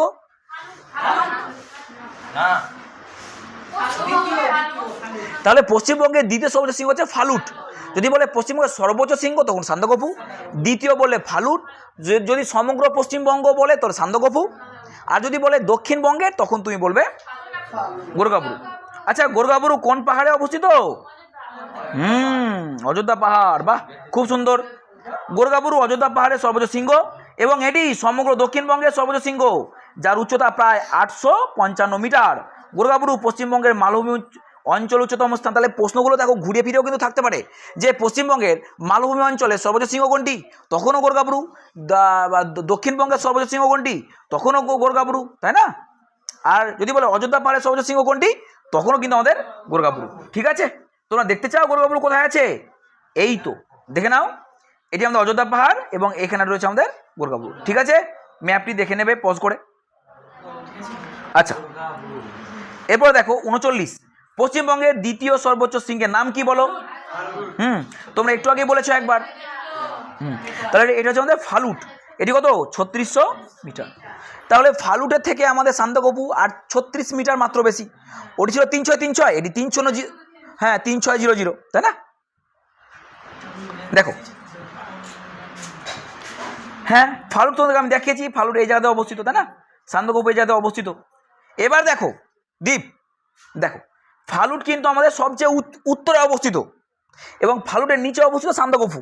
কিন্তু আবার এটা তুমি ভেবে নেবে না যে ফালুটের দক্ষিণে সান্দাকফু অবস্থিত, সেই জন্য আবার সান্দাকফুর উচ্চতা কিন্তু ছোট হবে। দেখো এইগুলো নিয়ে কিন্তু উচ্চতা ছোট বড় হয় না, ব্যাপারটা বুঝতে পারি তো? অবস্থান যাই হোক না কেন, তাহলে সান্দাকফু হচ্ছে 3636 মিটার, ফালুট হচ্ছে 3600 মিটার। বুঝতে পেরেছো? দার্জিলিং জেলাতে সিংহলীলা বা সিংহালীলা শৈলশিরা অবস্থিত। ফালুট পশ্চিমবঙ্গের দ্বিতীয় সর্বোচ্চ শৃঙ্গ। এই প্রসঙ্গে মনে রাখো তোমরা যে ফালুট এবং সান্দাকফু এরা দুটোই কিন্তু আমাদের সিংহালীলা পর্বত, সিংহালীলা শৈলশিরাতে অবস্থিত। বুঝতে পারি তো? আমাদের প্রশ্নটা আবার এরভাবেও আসতে পারে যে ফালুট বললো বা সান্দাকফু বললো, দিয়ে বলে দিল যে এরা কোন শৈলশিরা অবস্থিত, তখন তোমরা বলবে যে সিংহালীলা শৈলশিরায় অবস্থিত। বুঝতে পেরেছো? সমুদ্রপৃষ্ঠ থেকে এর উচ্চতা প্রায় 3600 মিটার। এটি ভারত এবং নেপালের সীমান্তে অবস্থিত। বুঝতে তো? তাহলে ভারত এবং নেপালের সীমান্তে অবস্থিত হচ্ছে আমাদের কি? ফালুট। ক্লিয়ার? এবার দেখো তিস্তা নদীর উৎস, তাই না? হ্যাঁ, বাহ, খুব সুন্দর। তাহলে B is the right answer. সিকিমের যে হিমবাহ হচ্ছে আমাদের তিস্তা নদীর উৎস, তাই না? আচ্ছা, যদি আমরা যদি আমরা এই ছবিটির দিকে দেখি তাহলে আমরা দেখব, দেখো তিস্তা নদী আমাদের সিকিমের যে হিমবাহ এই জায়গা থেকে এটা উৎপত্তি লাভ করেছে এবং এটা সিকিম হয়ে ঢুকেছে আমাদের পশ্চিমবঙ্গে। এটা কিন্তু আমাদের পশ্চিমবঙ্গ, ঠিক আছে? এই যে দেখো, এই যে মুরগির মাথা মতো দেখতে পাচ্ছ তো, এটা হচ্ছে আমাদের পশ্চিমবঙ্গ এইটা। তাহলে সিকিম রাজ্য হয়ে পশ্চিমবঙ্গ রাজ্য হয়ে ঢুকেছে আন্তর্জাতিক সীমানা পার করে বাংলাদেশে। মনে রাখবে, ঠিক আছে? চলো, এখান থেকে আমরা স্পেশাল নোটের মাধ্যমে খুব গুরুত্বপূর্ণ তথ্যগুলো জেনে নেব।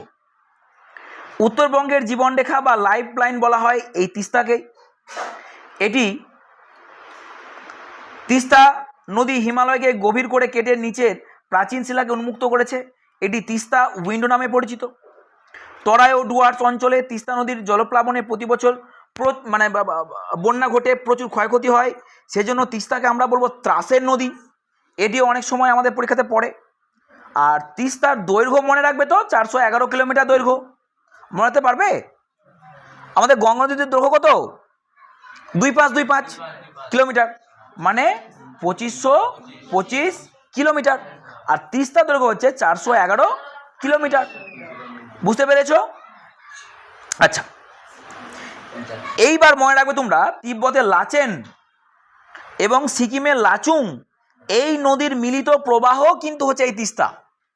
মনে রাখতে পারবে? কি বললাম? তিব্বতের লাচেন, সিকিমের লাচুং এই দুটো মানে নদীর মিলিত প্রবাহ হচ্ছে আমাদের এই তিস্তা। এখান থেকেও কিন্তু প্রশ্ন আসে, ঠিক আছে?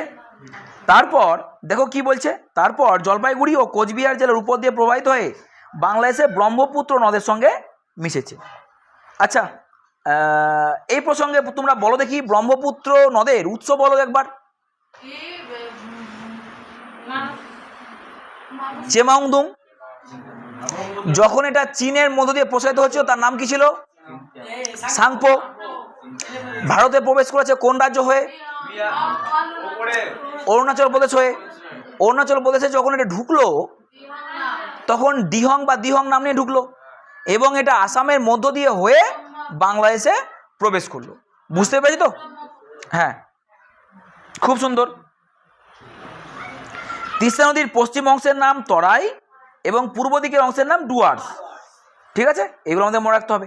আচ্ছা, এই প্রসঙ্গে তোমরা বলো, তরাই কথার অর্থ কি জানো? হ্যাঁ, স্যাঁতসেঁতে ভূমি। এবং ডুয়ার্স কথা অর্থ দরজা, তাই না? অর্থাৎ প্রবেশ পথ। দেখে নাও, তিস্তা নদী প্রধানত কোন দিক থেকে কোন দিকে প্রবাহিত হয়েছে বলো? তাহলে অপশন সি, উত্তর দক্ষিণে, মানে উত্তর থেকে দক্ষিণে আমাদের তিস্তা নদী প্রবাহিত হয়েছে। ঠিক আছে, একটু দেখে নাও স্পেশাল নোটের মাধ্যমে। হিমালয়ের সিকিম অংশ থেকে উৎপন্ন হয়ে এটি অত্যন্ত দ্রুত গতিতে পাহাড়ি নদী তিস্তা উৎপন্ন হয়ে পার্বত্য উপত্যকা বেয়ে প্রধানত উত্তর থেকে দক্ষিণ দিকে প্রবাহিত হয়েছে। ঠিক আছে, কি মনে রাখবে মান্নুবাবু? তুমি মনে রাখবে যে এটি প্রধানত উত্তর থেকে দক্ষিণ দিকে প্রবাহিত হয়েছে। দেখলে না, এরকমভাবে উৎপত্তি হয়ে এরকমভাবে চললো। এটি দার্জিলিং, কালিম্পং এবং জলপাইগুড়ি জেলার ভূখণ্ড অতিক্রম করে বাংলাদেশের নীলফামারী জেলা, এটি মনে রাখবে, বাংলাদেশের নীলফামারী জেলা দিয়ে প্রবেশ করে শেষ পর্যন্ত বিখ্যাত ব্রহ্মপুত্র নদে, যেটা বাংলাদেশের নাম যমুনা, সেই নদে নিপতিত হয়েছে। আমাদের ভারতবর্ষে এর নাম কি ছিল আসামে? ব্রহ্মপুত্র। হ্যাঁ, এবং ব্রহ্মপুত্রর নদের তীরেই যে মাজুলি দ্বীপ, এটি কিন্তু হচ্ছে গোটা পৃথিবীর মধ্যে সবচেয়ে বড় দ্বীপ এবং ভারতের সবচেয়ে বড় দ্বীপ জেলা। এটি কিন্তু মনে রাখতে হবে তোমাদের, বুঝতে পারি তো? হ্যাঁ, তো নিপতিত হয়েছে। এইবার দেখো, তোমাদের বেশিরভাগ ছাত্রছাত্রীদের মনে একটা প্রশ্ন হয়। প্রশ্নটি হচ্ছে যে আমাদের গঙ্গা নদী বাংলাদেশে প্রবেশ করলো মুর্শিদাবাদ হয়ে, এবং আমাদের ব্রহ্মপুত্র এ কী করলো? অসম হয়ে বাংলাদেশে প্রবেশ করলো। তারপর আমাদের তোমার ওই যে তিস্তা, এটি আবার কি করলো?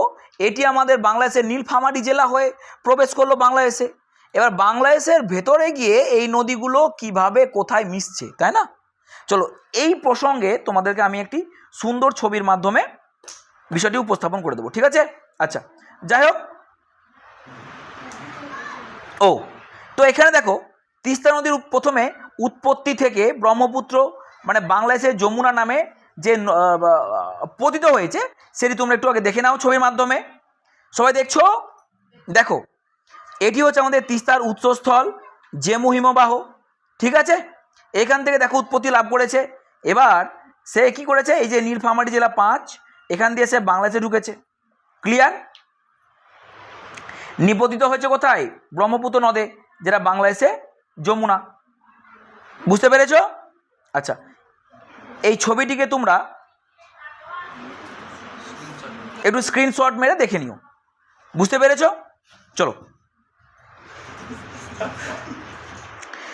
তোমাদেরকে আমি যে আগে বলেছিলাম মুর্শিদাবাদ দিয়ে গঙ্গা নদী বাংলাদেশে প্রবেশ করেছে বলেছিলাম। আর আমাদের ব্রহ্মপুত্র অসম দিয়ে প্রবেশ করেছে বাংলাদেশে। আর আমাদের তিস্তা নীলফামারী বাংলাদেশের নীলফামারী জেলা দিয়ে প্রবেশ করেছে তো বাংলাদেশে। এবার এইগুলো কি হয় বাংলাদেশে গিয়ে বা কার সঙ্গে কে মেশে, এইগুলো একটু তোমরা দেখো, এবার মন দিয়ে কিন্তু দেখো। হ্যাঁ, এই জায়গাটি খুবই জটিল। দেখো দেখো প্রথমে আমি গঙ্গা নদীকে ধরি। গঙ্গা নদী দেখো এইভাবে চাঁপাইনবাবগঞ্জ দিয়ে বাংলাদেশে প্রবেশ করছে। মনে রাখবে এই জায়গাটার নাম হচ্ছে কি চাঁপাইনবাবগঞ্জ, এখান দিয়ে প্রবেশ করছে। যখন প্রবেশ করলো তখন আর তার নাম গঙ্গা থাকলো না, তার নাম হয়ে গেল কি পদ্মা। বুঝতে পেরেছো? এইবার চলো আমি এই জায়গা থেকে তীর চিহ্ন দিয়ে রাখছি। এইবার এসো, এইদিকে আমাদের উত্তর দিক থেকে তিস্তা নদী এসেছে। হ্যাঁ, তিস্তা নদী ঢুকেছে বাংলাদেশের নীলফামারী জেলা দিয়ে, এই জায়গা দিয়ে ঢুকেছে, তাই তো? এবার এইটা চলতে চলতে এই জায়গা আমি বলছি, এই দিক দিয়ে দেখো এবার উত্তর পূর্ব দিক দিয়ে কি ব্রহ্মপুত্র নদ ঢুকেছে আমাদের অসম দিয়ে, এবং এটা বাংলাদেশের কুড়িগ্রামের যেটা চিলমারি। এইবার দেখো তোমরা এই যে তিস্তা নদী এবং ব্রহ্মপুত্র নদ, এটা দুটো এইখানে এদের মিলন হলো, বুঝতে পারি তো? আচ্ছা, এইবার মিলনের পরে এদের যে জলধারা, দুটো নদীর যে মিলিত জলধারা, তার নাম হলো যমুনা। বুঝতে পেরেছ? এইবার যমুনা চললো এই দিক দিয়ে। এইবার দেখো এই দিক দিয়ে কে এসেছিল? পদ্মা। এদিক দিয়ে কে এলো? যমুনা। এবার এই যে পদ্মা এবং যমুনা, এই দুটো নদী মিশলো এবং এরা চললো কোন দিকে? এরা চললো আমাদের পূর্ব দিকে, তাই না? এবার দেখো কি হচ্ছে, এবার দেখো ইতিমধ্যে আরও দুটো নদী সুরমা এবং কুশিয়ারা, এই দুটো নদী দেখো পাশাপাশি বইছিল। পাশাপাশি বইতে বইতে দেখো হবিগঞ্জ আজমিরিগঞ্জের কাছে এরা দুটো নদী একসঙ্গে মিলে গেছে, মিলেছে তো?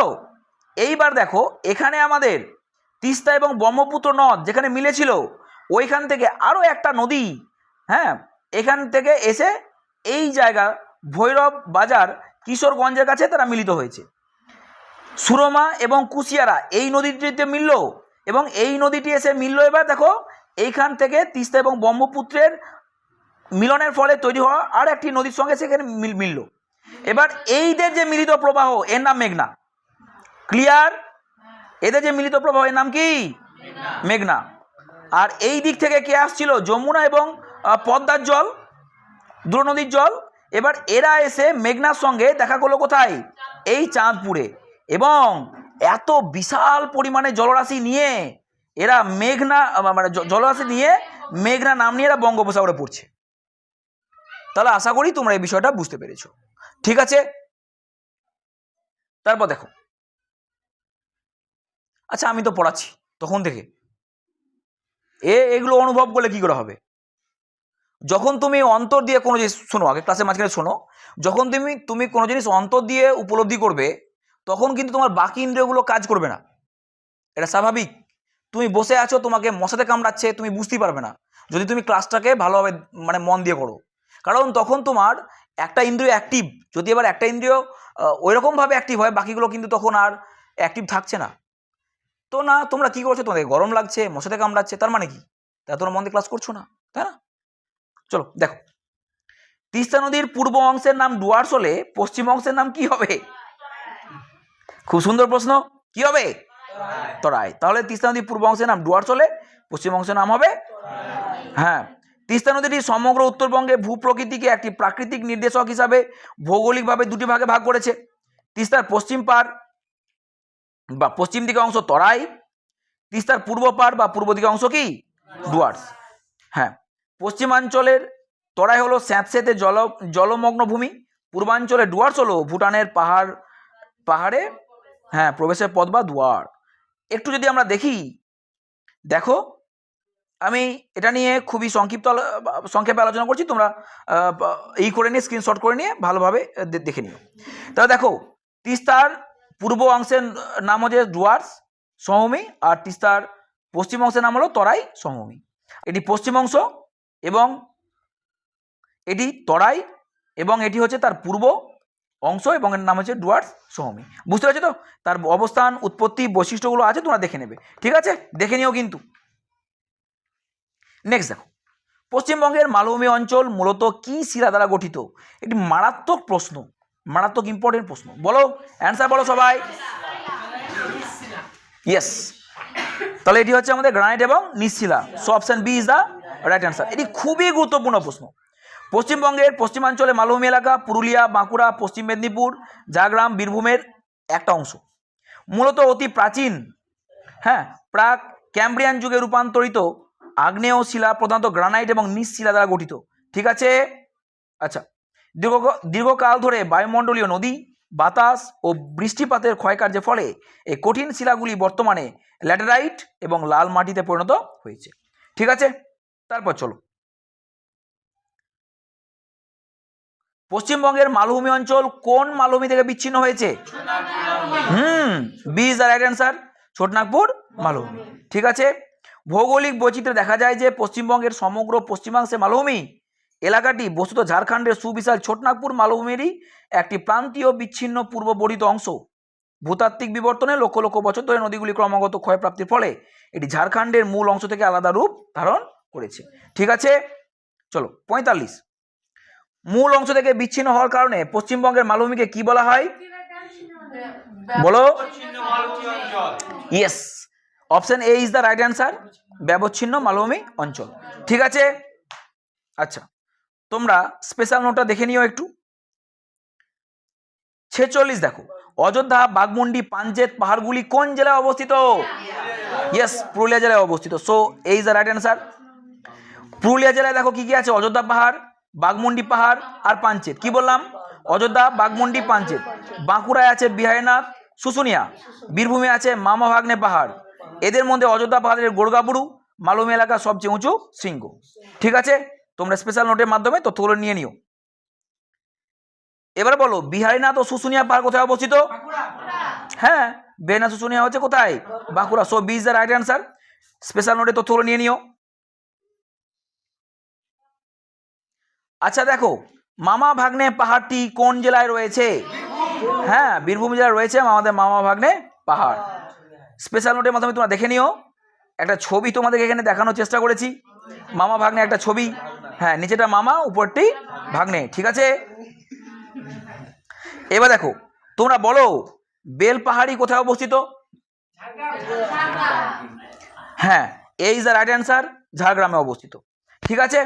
নবগঠিত ঝাড়গ্রাম জেলায় অত্যন্ত সবুজ শাল ও মহুয়া বনে ঢাকা পাহাড়ি মালভূমি অঞ্চল হলো বেলপাহাড়ি। ঠিক আছে। এটি কাঁকড়া ঝোড় এবং তারাফেনী নদীর কোল ঘেঁষে অবস্থিত একটি পাহাড়ময় প্রাকৃতিক সৌন্দর্যমণ্ডিত পর্যটন স্থান।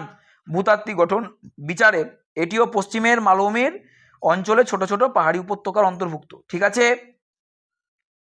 পরের প্রশ্ন দেখো, অন্যতম সব থেকে খুব গুরুত্বপূর্ণ প্রশ্ন আমাদের, সুন্দরবনকে কোন সালে ম্যানগ্রোভ অরণ্যের জন্য ওয়ার্ল্ড হেরিটেজ সাইটের অন্তর্ভুক্ত করা হয় বা ঘোষণা করা হয়? হ্যাঁ, C is the right answer, 1987। আচ্ছা, আমরা এখানে তথ্যগুলো যদি একটু দেখে নিই, দেখো দেখতে পাবো, আমরা দেখতে পাচ্ছি 1973 সালে ব্যাঘ্র সংরক্ষণ, 1984 সালে জাতীয় উদ্যান, 1987-তে বিশ্ব ঐতিহ্য স্থান ইউনেস্কো কর্তৃক, 1989 সালে বায়োস্ফিয়ার রিজার্ভ, 1919 সালে রামসার সাইটে অন্তর্ভুক্ত করা হয়েছে। ঠিক আছে, মনে রাখবে কিন্তু এগুলো। চলো স্পেশাল নেটের মাধ্যমে দেখে নিও তোমরা এই ব্যাপারগুলো। আচ্ছা, পূর্ব হিমালয়ের পাদদেশে অবস্থিত তরঙ্গায়িত সমভূমি অঞ্চলকে একত্রে কি বলবে? হ্যাঁ, তরা এবং ডুয়ার্স। ঠিক আছে, দেখে নিও। অতীতে কোন নদীকে বাংলার দুঃখ বলা হতো? B is the right answer, Damodar. ঠিক আছে। এই দামোদরের উপরে 1948 সালে বাঁধ দেওয়া হয়েছে, তাই না? দামোদর ভ্যালি কর্পোরেশন, যার নাম, হ্যাঁ, ডিভিসি। এবং এখান থেকে আমরা বন্যাকে নিয়ন্ত্রণ করতে পেরেছি। তারপরে বলে দাও, কোন নদীকে পশ্চিমবঙ্গের ত্রাসের নদী বলা হয়? তাই না? তাহলে হচ্ছে তিস্তা। ঠিক আছে, মনে রাখতে হবে, C is the right answer. Special নোটের মাধ্যমে তথ্যগুলো নিয়ে নিও। তারপর দেখো, বিহারের দুঃখ বলা হয় কোন নদীকে? কোশিকে বলা হচ্ছে বিহারের দুঃখ। ঠিক আছে, এটা মনে রেখে দিও তোমরা, তথ্যটা নিয়ে নেবে। তারপরে দেখো, হুড্রু জলপ্রপাত কোন নদীতে দেখা যায়? হ্যাঁ, তাহলে C is the right answer, Subarnarekha. ঠিক আছে, দেখে নিও একটু। সুবর্ণরেখা নদী পশ্চিমবঙ্গের কোন জেলার উপর দিয়ে প্রবাহিত হয়েছে? এটা আমরা বলবো পশ্চিম মেদিনীপুর। ঠিক আছে, হ্যাঁ, ক্লিয়ার। তারপর দেখো, পশ্চিমবঙ্গে বর্ষাকালের প্রধান কারণ কোনটি? বাহ, হ্যাঁ, B is the right answer, দক্ষিণ পশ্চিম মৌসুমী বায়ু। চলো দেখা যাক একটু স্পেশাল নোটে। গ্রীষ্মকালের শেষে ভারত মহাসাগর ও বঙ্গোপসাগরের দিক থেকে জলীয় বাষ্পে পূর্ণ হয়ে ভারতে প্রবেশ করা দক্ষিণ পশ্চিম মৌসুমী বায়ুর বঙ্গোপসাগরীয় শাখা এর প্রভাবে পশ্চিমবঙ্গে বর্ষাকালের আগমন ঘটে। রাজ্যে বাৎসরিক মোট বৃষ্টিপাতের 75 থেকে 80% এই বায়ুর প্রভাবেই জুন থেকে সেপ্টেম্বর মাসে সংঘটিত হয়ে যাচ্ছে, তাই না? তারপর দেখো, পশ্চিমবঙ্গে সর্বাধিক বৃষ্টিপাত হয় কোথায়? বলো। Yes, B is the right answer, Buxa ডুয়ার্সে। ঠিক আছে, দেখে নেবে একটু তোমরা স্পেশাল নোটের তথ্যটি। পশ্চিমবঙ্গের শুষ্কতম জেলা কোনটি? B is the right answer, Purulia. ঠিক আছে, দেখে নিও। এখানে লাল ল্যাটেরাইট মাটির জল ধারণ ক্ষমতার অভাব এবং বাতাসে আর্দ্রতার ঘাটতির সম্মিলিত প্রভাবে পুরুলিয়া জেলা হলো সমগ্র পশ্চিমবঙ্গের সবচেয়ে শুষ্কতম জেলা। এই শুষ্কতা জেলাটির কৃষি এবং স্বাভাবিক জীবনযাত্রায় বড় একটা প্রভাব ফেলেছিল। তারপরে দেখো, পশ্চিমবঙ্গের শুষ্কতম সুনির্দিষ্ট স্থান। Yes, B is the right answer, Birbhum জেলার ময়ূরেশ্বর। তোমরা খুব সুন্দরভাবে এই বিষয়গুলোকে বুঝতে পেরেছো, খুব ভালো লাগছে তোমাদেরকে পড়াতে। ঠিক আছে, এইবার দেখো পশ্চিমবঙ্গের জলবায়ু সংক্রান্ত গুরুত্বপূর্ণ তথ্যগুলো দেখে নাও। তোমাদের সুবিধার জন্য আমি খুব সুন্দর করে এগুলোর উপস্থাপন করেছি। দেখো, পশ্চিমবঙ্গের শীতলতম স্থান দার্জিলিংয়ের সান্দাকফু। পশ্চিমবঙ্গের শীতলতম জেলা বললে দার্জিলিং বলবে। পশ্চিমবঙ্গের উষ্ণতম স্থান বললে বলবে আসানসোল। মতান্তরে এটি পুরুলিয়া জেলার তোরংগ্রামও বলে থাকেন অনেকে। পশ্চিমবঙ্গের উষ্ণতম জেলা বললে বলবে পুরুলিয়া। পশ্চিমবঙ্গের সর্বাধিক বৃষ্টিপাত হয় উত্তরের পার্বত্য অঞ্চলে। পশ্চিমবঙ্গের সর্বাধিক বৃষ্টিবহুল অঞ্চল বললে বলবে আলিপুরদুয়ারের বক্সা দুয়ার। পশ্চিমবঙ্গের সর্বাধিক বৃষ্টিপাত হয় বক্সা ডুয়ার্সে। পশ্চিমবঙ্গের সবচেয়ে কম বৃষ্টিপাতযুক্ত স্থান বীরভূমের ময়ূরেশ্বর। পশ্চিমবঙ্গের আর্দ্রতম স্থান বক্সাদুয়ার। পশ্চিমবঙ্গের আর্দ্রতম জেলা বললে বলবে আলিপুরদুয়ার।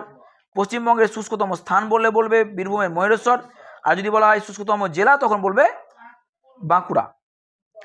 আর পশ্চিমবঙ্গের শীতলতম মাস বললে বলবে জানুয়ারি, তাই না? চলো, পশ্চিমবঙ্গের কোন ব্যাঘ্র প্রকল্পটি একটি বিশ্ব ঐতিহ্যপূর্ণ স্থান পেয়েছে? তোমরা প্রত্যেকে জানো, হ্যাঁ, সুন্দরবনের ব্যাঘ্র প্রকল্প। কত সালে পেয়েছে আমরা তাও জানি এটি। কি বলা হলো? ওয়ার্ল্ড হেরিটেজ সাইটের। তাহলে এটি হবে 1987। 1973 তো ব্যাঘ্র সংরক্ষণ প্রজেক্ট আনা হয়েছিল না।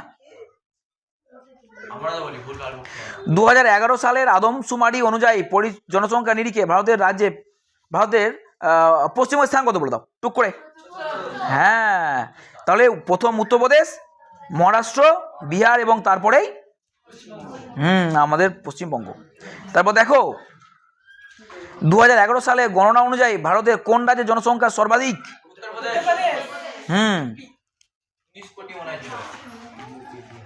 তাহলে এটি হচ্ছে আমাদের অপশন বি, উত্তর প্রদেশ। ঠিক আছে, আচ্ছা। আর পশ্চিমবঙ্গ হচ্ছে কত? 4th। আর যদি বলে জনঘনত্ব তখন হচ্ছে মুর্শিদাবাদ সেকেন্ড, ফার্স্ট ছিল বিহার। জনঘনত্ব বললে বিহার ফার্স্ট, আর হ্যাঁ আমাদের পশ্চিমবঙ্গ হচ্ছে সেকেন্ড। পশ্চিমবঙ্গ আমি ভুল করে বলেছি একবার। ঠিক আছে, পশ্চিমবঙ্গ। ঠিক আছে, এগুলো বলতে গিয়ে একাত্র হয়ে যায়, তোমরা নিজেদের মতো বিষয়টিকে গুছিয়ে নেবে। 2011 আদমশুমারিতে ভারতের সর্বাধিক জনঘনত্ব কোথায় পাওয়া গেছে? না, ঠিক করে বলো। বিহার, আমি তো এক্ষুনি বললাম বিহারে সব থেকে বেশি। So B is the right answer. বিহারের আমি বলেছি তোমাদেরকে 1106 জন এর জনঘনত্ব পার বর্গ কিলোমিটারে। পশ্চিমবঙ্গের ছিল কত? হ্যাঁ 1028 অথবা 29, এটা হচ্ছে পার বর্গ কিলোমিটারে পশ্চিমবঙ্গের জনঘনত্ব। আর বিহার হচ্ছে ভুল বললাম 1106। ঠিক আছে, চলো 2011 আদমশুমারি অনুসারে ভারতের দ্বিতীয় সর্বাধিক জনঘনত্ব বিশিষ্ট রাজ্য। হ্যাঁ এক্ষুনি তো আলোচনা করলাম। চলো, বাঁকুড়া জেলার মৃত্তিকা প্রধানত কি প্রকৃতির বলো? ঠিক করে বলো। হ্যাঁ, option B is the right answer, laterite, তাই না? দেখো, পশ্চিমের প্রান্তীয় মালভূমি অঞ্চলে অবস্থিত হওয়ার কারণে বাঁকুড়া জেলার অধিকাংশ অঞ্চলে মাটি গঠিত হয়েছে প্রাচীন শিলা ক্ষয়প্রাপ্ত হয়ে তৈরি লাল রঙের ল্যাটেরাইট মাটি দিয়ে। এই মাটিতে লোহা এবং অ্যালুমিনিয়াম অক্সাইডের পরিমাণ বেশি, যা আম্লীয় প্রকৃতির এবং এতে জল ধারণের ক্ষমতা খুবই কম থাকার কারণে এটি কৃষিকাজের জন্য অত্যন্ত কম উর্বর। অম্লধর্মী মানে একটু টকধর্মী। ঠিক আছে, ভারতের সবচেয়ে বেশি পরিমাণ অঞ্চল জুড়ে রয়েছে কোন মৃত্তিকা? পলিমৃত্তিকা, যেটি 43 থেকে 46% জায়গা জুড়ে আছে আমাদের। বুঝতে পেরেছো? চলো, বিশ্ব মৃত্তিকা দিবস বলো। হ্যাঁ, বিশ্ব মৃত্তিকা দিবস হচ্ছে আমাদের 5ই December. So C is the right answer. বুঝতে পেরেছো? আচ্ছা, তারপর দেখো,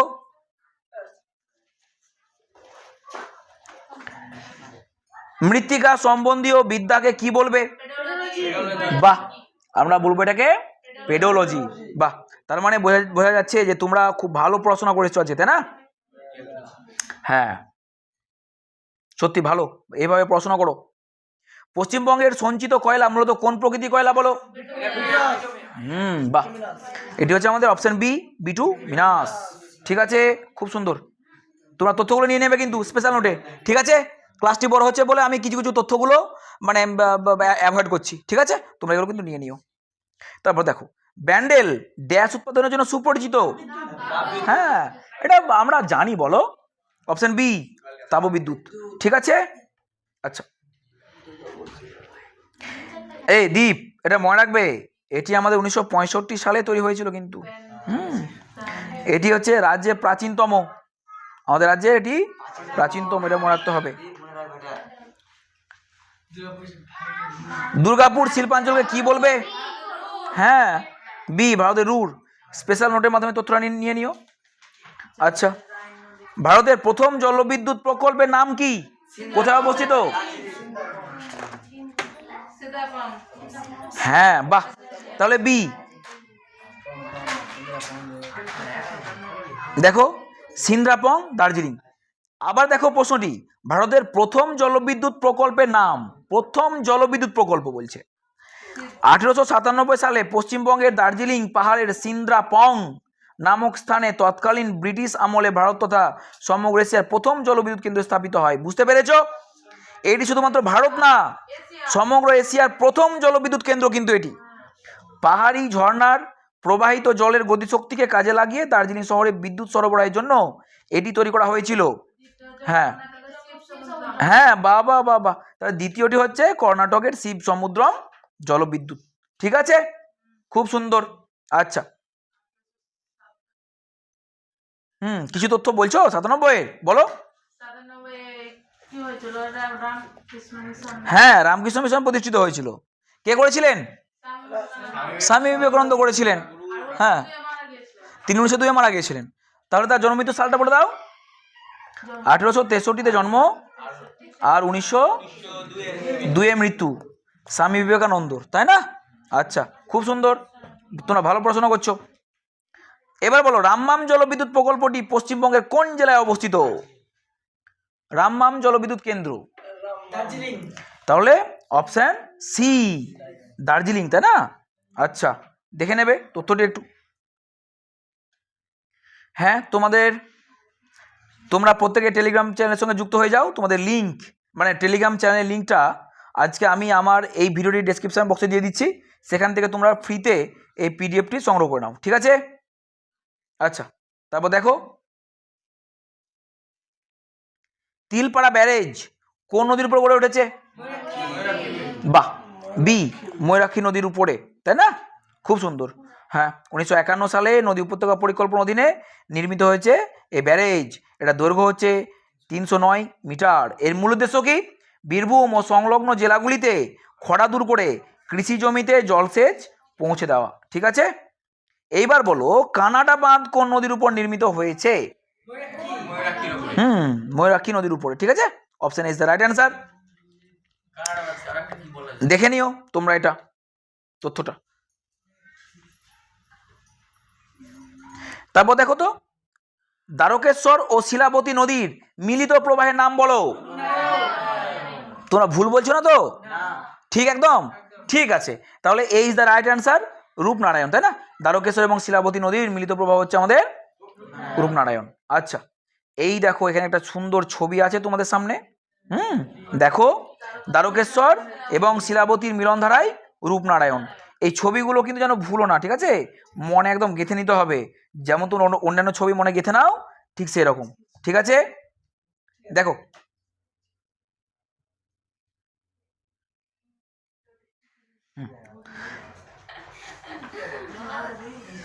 এবার দেখো, কংসাবতী এবং কেলেঘাই নদীর মিলিত প্রবাহের নাম বলছে কি?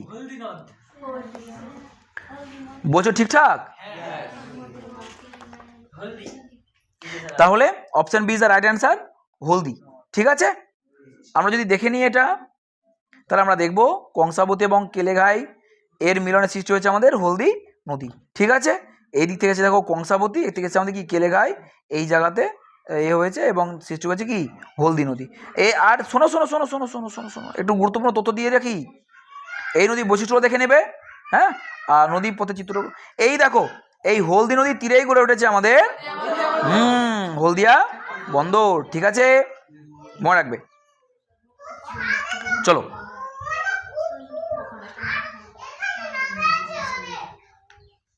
কুমারী নদীটি কোন নদীর অন্যতম প্রধান উপনদী? বলছো?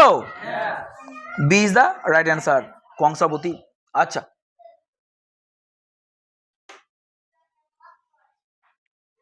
তারপর দেখো, মুকুটমণিপুর বাঁধ কোন নদীর উপর অবস্থিত?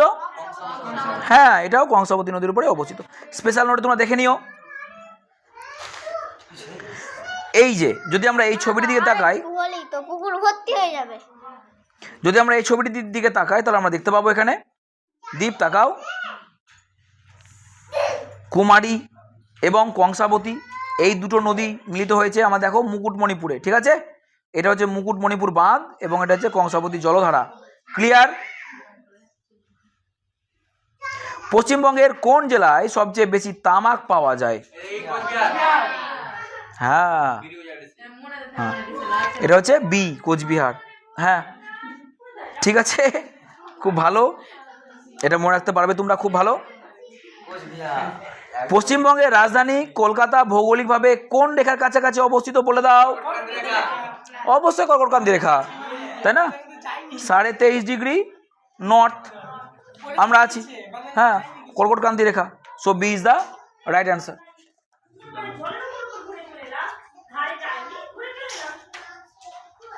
এবার দেখো, পশ্চিমবঙ্গে ভারতের প্রথম কাগজ কল কোথায় স্থাপিত হয়? এই প্রশ্নটি কিন্তু খুবই গুরুত্বপূর্ণ এবং তোমরা জানো যে পশ্চিমবঙ্গে ভারতের প্রথম কাগজ কল স্থাপিত হয় অপশন এ, শ্রীরামপুরে। ঠিক আছে, দেখে নিও একটু। 1832 সালে হুগলি জেলার অন্তর্গত শ্রীরামপুরে ভারতের ভূখণ্ডে বাণিজ্যিকভাবে যান্ত্রিক উপায়ে পরিচালিত প্রথম আধুনিক কাগজ কল গড়ে তোলা হয়েছিল। ঠিক আছে, কাগজ শিল্পের জন্য পশ্চিমবঙ্গে অত্যন্ত সুপরিচিত স্থান কোনটি বলে দাও?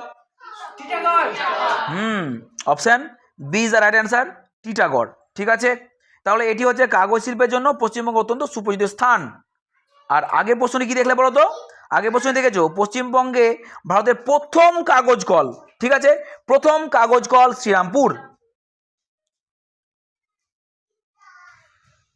West Bengal Industrial Development Corporation Limited কবে স্থাপিত হয় বলে দাও? Option B, 1967। খুব সুন্দর, তথ্যগুলো নিয়ে নিও তোমরা স্পেশাল নোটের। জলপাইগুড়ি শহরটি প্রধানত কোন নদীর তীরে গড়ে উঠেছে? তিস্তা। বাহ, so B is the right answer. শুনে নাও একটু তোমরা তথ্যগুলো। উত্তরবঙ্গের অন্যতম প্রধান ঐতিহাসিক ও প্রশাসনিক শহর জলপাইগুড়ি মূলত উত্তরবঙ্গের প্রধান নদী তিস্তা এর ডান তীরে অবস্থান করছে। ঠিক আছে, এর স্থানীয় শাখা নদী হচ্ছে কি? করলা।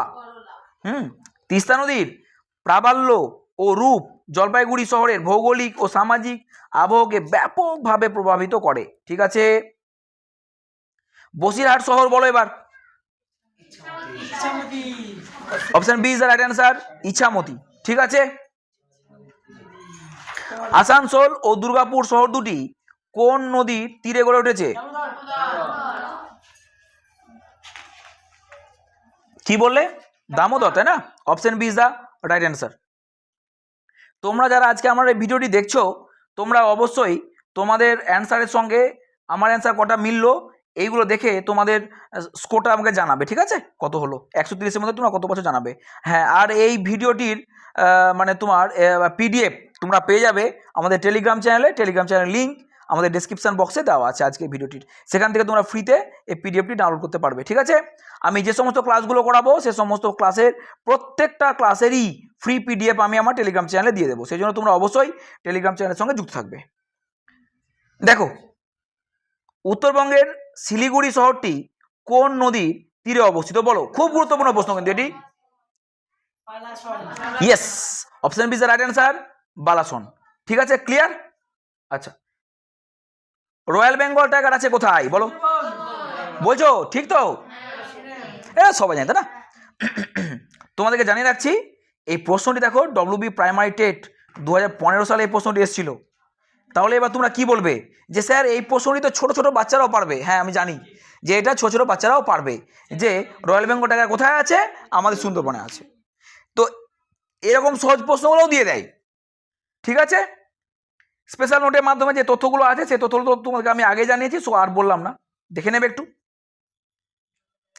কিসের জন্য জলদাপাড়া বিখ্যাত? হ্যাঁ, দেখো এই প্রশ্নটির উত্তরও আমাদের প্রত্যেকের জানা, অপশন এ একশৃঙ্গ গন্ডারের জন্য, তাই না? এইটিও এসছে দেখো 2015 সালে। তাহলে 2015 সালে পরপর দুটো কোশ্চেন এসছে এবং কত সহজ কোশ্চেন এসছে, তাই না? তাহলে কি বলছো, আজকের ক্লাসটি গুরুত্বপূর্ণ নয়? বলো তো, তাই না? আচ্ছা, আমরা এবার স্পেশাল নোটের মাধ্যমে একটু তথ্যগুলো নিয়ে নিই এখান থেকে। দেখো সবাই, পশ্চিমবঙ্গ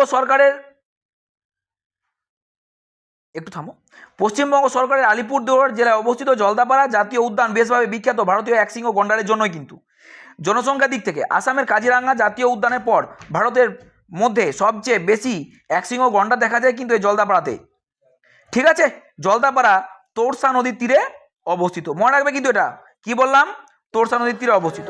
এটি 1941 সালে অভয়ারণ্য হিসাবে স্বীকৃতি পায়। কততে বললাম? 1941-এ। এবং 2012-তে একে জাতীয় উদ্যানের মর্যাদা দেওয়া হয়। সুন্দরবনকে দেওয়া হয়েছিল 1984-তে, আর একে দেওয়া হয়েছে 2012-তে। ঠিক আছে, আচ্ছা, গন্ডার ছাড়াও এটি হাতি, হরিণ এবং বিভিন্ন প্রজাতির পাখির জন্য কিন্তু পরিচিত। জাতীয় উদ্যান বর্ণনা দেখে নাও। সুন্দরবন, উত্তর ও দক্ষিণ 24 পরগনা জেলা কিসের জন্য বিখ্যাত? না, রয়্যাল বেঙ্গল টাইগারের জন্য বিখ্যাত। জলদাপাড়া এটি আলিপুরদুয়ারে আছে, এটি একশৃঙ্গ গন্ডারের জন্য বিখ্যাত। গরুমারা এটি জলপাইগুড়িতে আছে, এটিও একশৃঙ্গ গন্ডারের জন্য বিখ্যাত। ঠিক আছে,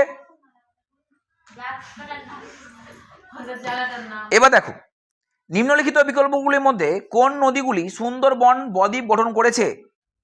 বলো।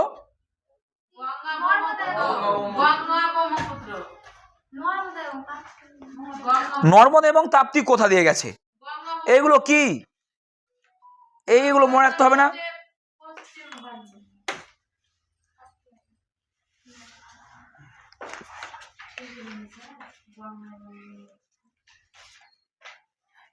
আচ্ছা, তাহলে দেখো আমাদের অ্যান্সার হচ্ছে গঙ্গা ব্রহ্মপুত্র নদী। ঠিক আছে, আচ্ছা, C is the right answer. ওফ, একটু থামো তোমরা।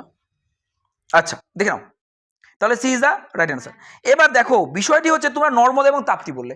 আরে নর্মদা এবং তাপ্তি হচ্ছে আমাদের ভারতের পশ্চিম বাহিনী নদী, যেগুলো মিশেছে কোথায় একটু বলো দেখি আমাকে? আরব সাগরে মিশেছে। বাহ, গুড, তাই না? আচ্ছা, আর এইগুলো হচ্ছে আমাদের দক্ষিণবঙ্গের নদী। বুঝতে পারি তো? এগুলো একটু মনে রাখতে হবে। এই যে পশ্চিম দক্ষিণ ভারত, দক্ষিণবঙ্গ, এগুলো কি একটু মনে রাখতে হবে না এগুলো? ক্লিয়ার? এবার দেখি বলতো তাহলে আমাদের গঙ্গা দক্ষিণ ভারতের কয়েকটি পূর্ববাহিনী নদীর নাম বলো দেখি তাহলে। কি? কৃষ্ণা, কাবেরী, গোদাবরী আর তাদের ঠাকুরমা মহানদী বলেছিলাম। এই চারটি প্রধান, এবং এরা মিশেছে কোথায়? বঙ্গোপসাগরে। নর্মদা, তাপ্তি হচ্ছে আমাদের পশ্চিম বাহিনী নদী, এরা মিশেছে আরব সাগরে। আর হচ্ছে আমাদের উত্তর দিকে নদী ছিল আমাদের কি? গঙ্গা, ব্রহ্মপুত্র এবং সিন্ধু। খুব সুন্দর। গঙ্গা গিয়ে মিশলো আমাদের বঙ্গোপসাগরে, এবং ওই আমাদের সিন্ধু গিয়ে কোথায় মিশলো? আরব সাগরে মিশলো। পাকিস্তান হয়ে আরব সাগরে মিশলো। তারপর আমাদের কোথায় গিয়ে মিশলো? আমাদের ব্রহ্মপুত্র, ও তো মিশলো আমাদের বঙ্গোপসাগরে, বে অফ বেঙ্গলে মিশলো, তাই না? চলো, এইগুলো মাথার মধ্যে একদম ছবির মতো করে সাজিয়ে নিতে হবে, ঠিক আছে? তারপরে দেখো, এইবার একটু আমরা স্পিড লিখবো। হ্যাঁ, নিম্নলিখিত বিকল্পগুলির মধ্যে কোন নদীটির উপরে কৃষ্ণ রাজা সাগর বাঁধ নির্মাণ করা হয়েছিল? হ্যাঁ, এটি হচ্ছে আমাদের কাবেরী নদীর উপরে, ঠিক আছে? আচ্ছা, এই প্রশ্নে দেখো সিটেট ফেব্রুয়ারি 2016 ছিল, বুঝেছ? আচ্ছা, একটু তথ্য দেখো এখান থেকে নিতে হবে আমাদের, খুব গুরুত্বপূর্ণ তথ্য এখানে আছে। কর্ণাটক রাজ্যের ম্যান্ডা জেলায় কাবেরী নদীর উপরে কৃষ্ণ রাজা সাগর বাঁধ নির্মিত হয়েছে। এই বাঁধটি মহারাজা কৃষ্ণ রাজা ওয়াদেয়ার চতুর্থ এর রায়ত্বকালে নির্মিত হয়েছে, এবং এটি এই অঞ্চলের কৃষি ও পানীয় জেলার অন্যতম প্রধান উৎস। বাঁধটির নির্মাণ কাজ শুরু হয় 1911-তে, শেষ হয় 1932-এ। তবে 1924 সালে এখান থেকে কিছু কিছু অল্প অল্প করে জল সরবরাহ করা হয়েছিল।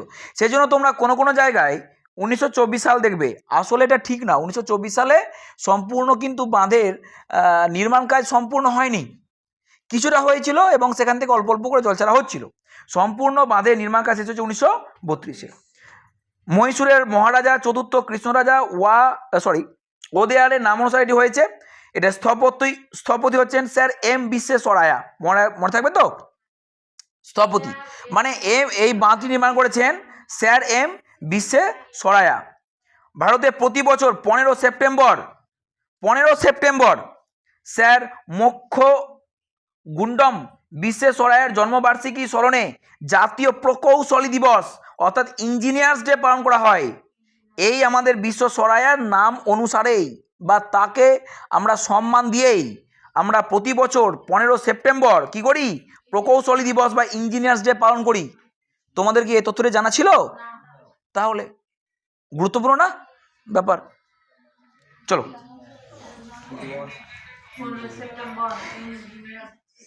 নিম্নলিখিত হ্যাঁ, আর 5 সেপ্টেম্বর শিক্ষক দিবস।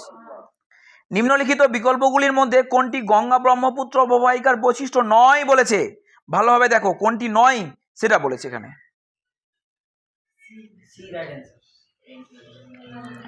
দেখো, গঙ্গা ব্রহ্মপুত্র অববাহিকার বৈশিষ্ট্য কোনগুলো আগে দেখি। এই সমভূমিতে জনসংখ্যা ঘনত্ব অধিক, হ্যাঁ। এই বদ্বীপ অঞ্চলটি ম্যানগ্রোভ অরণ্য দ্বারা আচ্ছাদিত, হ্যাঁ। এই অঞ্চলে কৃষিকাজের ক্ষেত্রে স্ল্যাশ অ্যান্ড বার্ন পদ্ধতি, না, এটা না। স্ল্যাশ অ্যান্ড বার্ন এটা কি বলতো? এটা হচ্ছে ওই তোমার যাকে আমরা ফালি চাষ, ঝুম চাষ বলবো। এই অঞ্চল অশ্বক্রিয়াকৃতি হ্রদ দেখা যায়, হ্যাঁ। তাহলে আমাদের সি হচ্ছে এখানে রাইট অ্যান্সার, ঠিক আছে, যেটা এখানে আমাদের দেখা যায় না। ক্লিয়ার? আচ্ছা, স্পেশাল নোটের মাধ্যমে বিষয়গুলো তুমি একটু দেখে নিও। কলকাতা বন্দর যেখানে অবস্থিত, বলো। এটা কি তোমরা সবাই জানতে? হ্যাঁ, option C is the right answer, Hooghly নদী। বুঝতে পেরেছো? যদি ছবিটিকে জুম করে দেখায় তোমাদের, দেখতে পাবে তোমরা এইখানে আমাদের কলকাতা বন্দরটা অবস্থিত, ঠিক আছে। এই যে নদী, এটা হচ্ছে কি আমাদের হুগলি নদী, ঠিক আছে। চলো, আচ্ছা, লাক্ষাদ্বীপ অবস্থিত, হ্যাঁ। তাহলে option B is the right answer, আমাদের আরব সাগর লাক্ষাদ্বীপ অবস্থিত, ঠিক আছে। আচ্ছা, যদি আমরা ভারতের ম্যাপটিকে একটু জুম করে দেখি, তাহলে দেখো, হ্যাঁ, এই যে আমাদের রয়েছে লাক্ষাদ্বীপ, এটা কি? এটা তো আরব সাগর, তাই না? তাহলে আরব সাগরের মধ্যে অবস্থিত, ঠিক আছে, মনে থাকবে সবাই।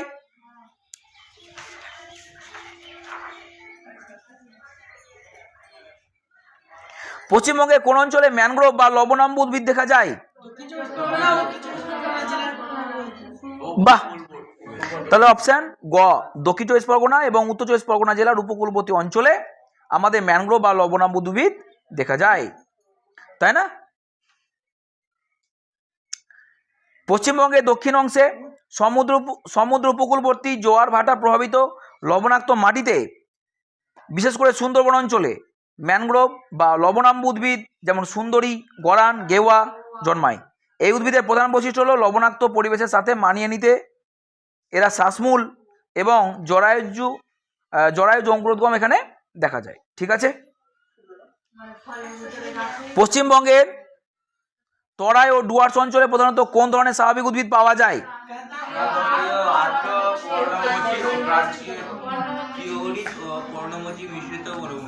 তোমরা কোনটা বলছো? খ? হ্যাঁ, খ ইজ দ্য রাইট অ্যান্সার। ঠিক আছে, ক্লাসটি বড় হয়ে যাচ্ছে তাই আমি ব্যাখ্যাগুলো করছি না। পশ্চিমবঙ্গের মালভূমি অঞ্চল অর্থাৎ রাঢ় অঞ্চলে কোন ধরনের উদ্ভিদ বেশি দেখা যায়?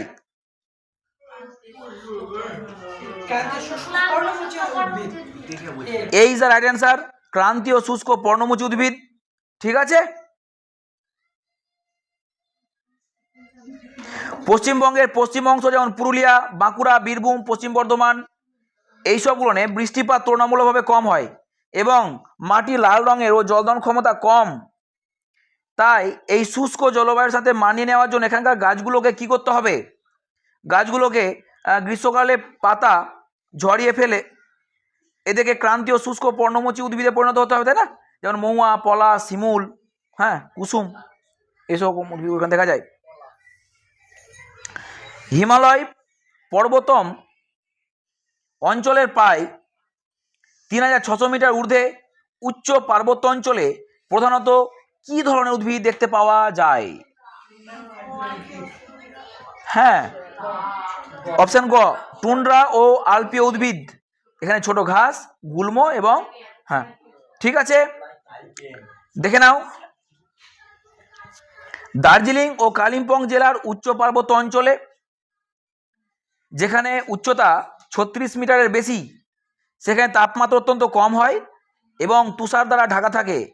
এরকম পরিবেশে চরম ঠান্ডা হয় অনুভূত হয়, সেই জন্য এখানে বড় গাছ জন্মাতে পারছে না। ফলস্বরূপ ছোট ঘাস, গুল্ম, শ্যাওলা বা মস ও লাইকেন জাতীয়, আলপীয় ও টুন্ড্রা জাতীয় উদ্ভিদ জন্মায়। এগুলো কিন্তু খুব গুরুত্বপূর্ণ। ঠিক আছে। পশ্চিমবঙ্গের কোন গাছটিকে সুন্দরবনের রানী বলা হয়? আর কি বলবো, এটা জানো। পশ্চিমবঙ্গের নদিয়া, মুর্শিদাবাদ, হুগলি, বর্ধমান জেলায় প্রধানত কোন ধরনের মৃত্তিকা দেখা যায়?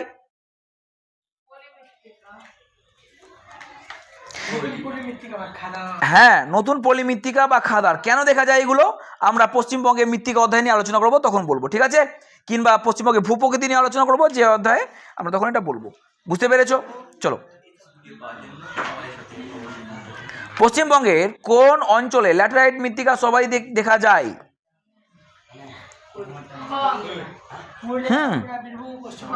তাহলে খ, পুরুলিয়া, বাঁকুড়া, বীরভূম এবং পশ্চিম বর্ধমান। ঠিক আছে। পশ্চিমবঙ্গের পশ্চিমের মালভূমি অঞ্চল, যেটাকে আমরা রাঢ় অঞ্চল বলছি, এখানে দেখা যায় ল্যাটেরাইট মৃত্তিকা। এই অঞ্চলের উষ্ণ ও আর্দ্র জলবায়ু এবং পর্যায়ক্রমিক বৃষ্টিপাতের কারণে শিলা প্রক্রিয়ায় লৌহ অক্সাইড সমৃদ্ধ লাল রঙের ল্যাটেরাইট মৃত্তিকা তৈরি হয়েছে। এই মাটিতে নাইট্রোজেন, ফসফরাস ও জৈব পদার্থের পরিমাণ খুব কম এবং এটি কৃষির পক্ষে খুব একটা উর্বর নয়। ঠিক আছে। তারপর দেখো, দার্জিলিং ও কালিম্পং জেলার পাহাড়ি অঞ্চলে প্রধানত কি ধরনের মৃত্তিকা দেখতে পাওয়া যায়? তাহলে খ, পাহাড়ি বা ব্রাউন ফরেস্ট সয়েল। কেন দেখা যায় তোমরা একটু স্পেশাল নোটের মাধ্যমে দেখে নিও।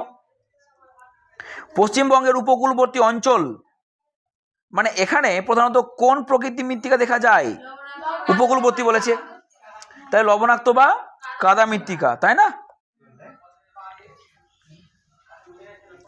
পশ্চিমবঙ্গের উত্তর অংশে তরাই ও ডুয়ার্স অঞ্চলে কোন ধরনের মৃত্তিকা দেখতে পাওয়া যায়? তাহলে option A is the right answer, বালি ও কঙ্কর মিশ্রিত ধূসর রঙের পলিমৃত্তিকা এখানে দেখা যায়। হিমালয় থেকে নেমে আসা নদীগুলি যেমন তিস্তা, তোরসা, জলঢাকা এই অঞ্চলে প্রচুর বালি, নুড়ি এবং কঙ্কর সঞ্চয় করে। এর ফলে তরাই ও ডুয়ার্স অঞ্চলে ধূসর বর্ণের পলি মৃত্তিকা গড়ে ওঠে, যা কিছুটা অম্লত্ব বিশিষ্ট হয় এবং এই মৃত্তিকাতে চা ও আনারস চাষ অত্যন্ত ভালো হয়। ঠিক আছে, মনে রাখবে। পশ্চিমবঙ্গের জলবায়ু প্রধানত কোন প্রকৃতির অন্তর্গত বলো? বাহ, এটি হবে আমাদের অপশান খ, ক্রান্তীয় মৌসুমী জলবায়ু। কর্কটক্রান্তি রেখা পশ্চিমবঙ্গের প্রায় মাঝখান দিয়ে অতিক্রম করেছে, সেজন্য এখানকার জলবায়ু ক্রান্তীয় প্রকৃতির। পাশাপাশি দক্ষিণ পশ্চিম মৌসুমী বায়ুর প্রভাব এই অঞ্চলের আবহাওয়া ও বৃষ্টিপাতকে নিয়ন্ত্রণ করে। তাই সামগ্রিকভাবে পশ্চিমবঙ্গের জলবায়ুকে আমরা ক্রান্তীয় মৌসুমী জলবায়ু বলবো। কেন, বুঝতে পারি তো? যেহেতু কর্কটক্রান্তি রেখা গেছে তাই ক্রান্তীয়, এবং আমরা মৌসুমী জলবায়ুর প্রভাবের দ্বারা পড়ি, আমাদের জলবায়ু এখানে নিয়ন্ত্রিত হয়, সেজন্য এখানে আমরা কি বলছি? ক্রান্তীয় মৌসুমী জলবায়ু। এই প্রশ্নগুলো কিন্তু সত্যি বলতে কি খুবই গুরুত্বপূর্ণ। তো দেখো 108, পশ্চিমবঙ্গের কোন অংশ দিয়ে কর্কটক্রান্তি রেখা বয়ে গেছে? তোমরা বলো এটি। তা দেখো, আমাদের পশ্চিমে মালভূমি অঞ্চল পুরুলিয়া দিয়ে গেছে এবং মধ্যবঙ্গ নদীও বর্ধমান দিয়ে গেছে। তাহলে আমরা কোনটা অ্যান্সার করব যদি এরকম প্রশ্ন থাকে? দুটোই তো ঠিক, কিন্তু এর মধ্যে দেখতে হবে এখানে আধিক্য রয়েছে নদী এবং বর্ধমান এই দুটো জেলার। সো হ্যাঁ, অপশান আমরা খ করব। বুঝতে পেরেছ? ঠিক আছে। 109 দেখো, গ্রীষ্মকালে পশ্চিমবঙ্গের বিকেলে যে স্থানীয় বজ্রঝড় এবং বৃষ্টিপাত হয় তাকে কি বলবে? হ্যাঁ, এটা পারবে তোমরা প্রত্যেকেই।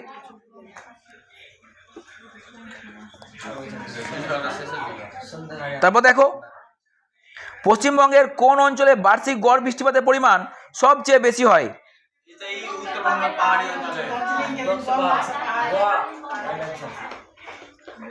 তাহলে অপশন গ, উত্তরবঙ্গের পাহাড়ি অঞ্চল, দার্জিলিং, কালিম্পং এবং বক্সা পাহাড়ে।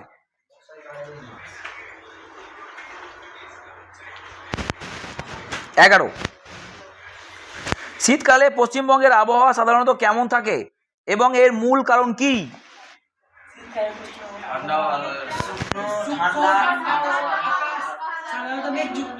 আচ্ছা, তাহলে অপশন গ, শুষ্ক, ঠান্ডা ও আকাশ সাধারণত মেঘ মুক্ত থাকে। ঠিক আছে।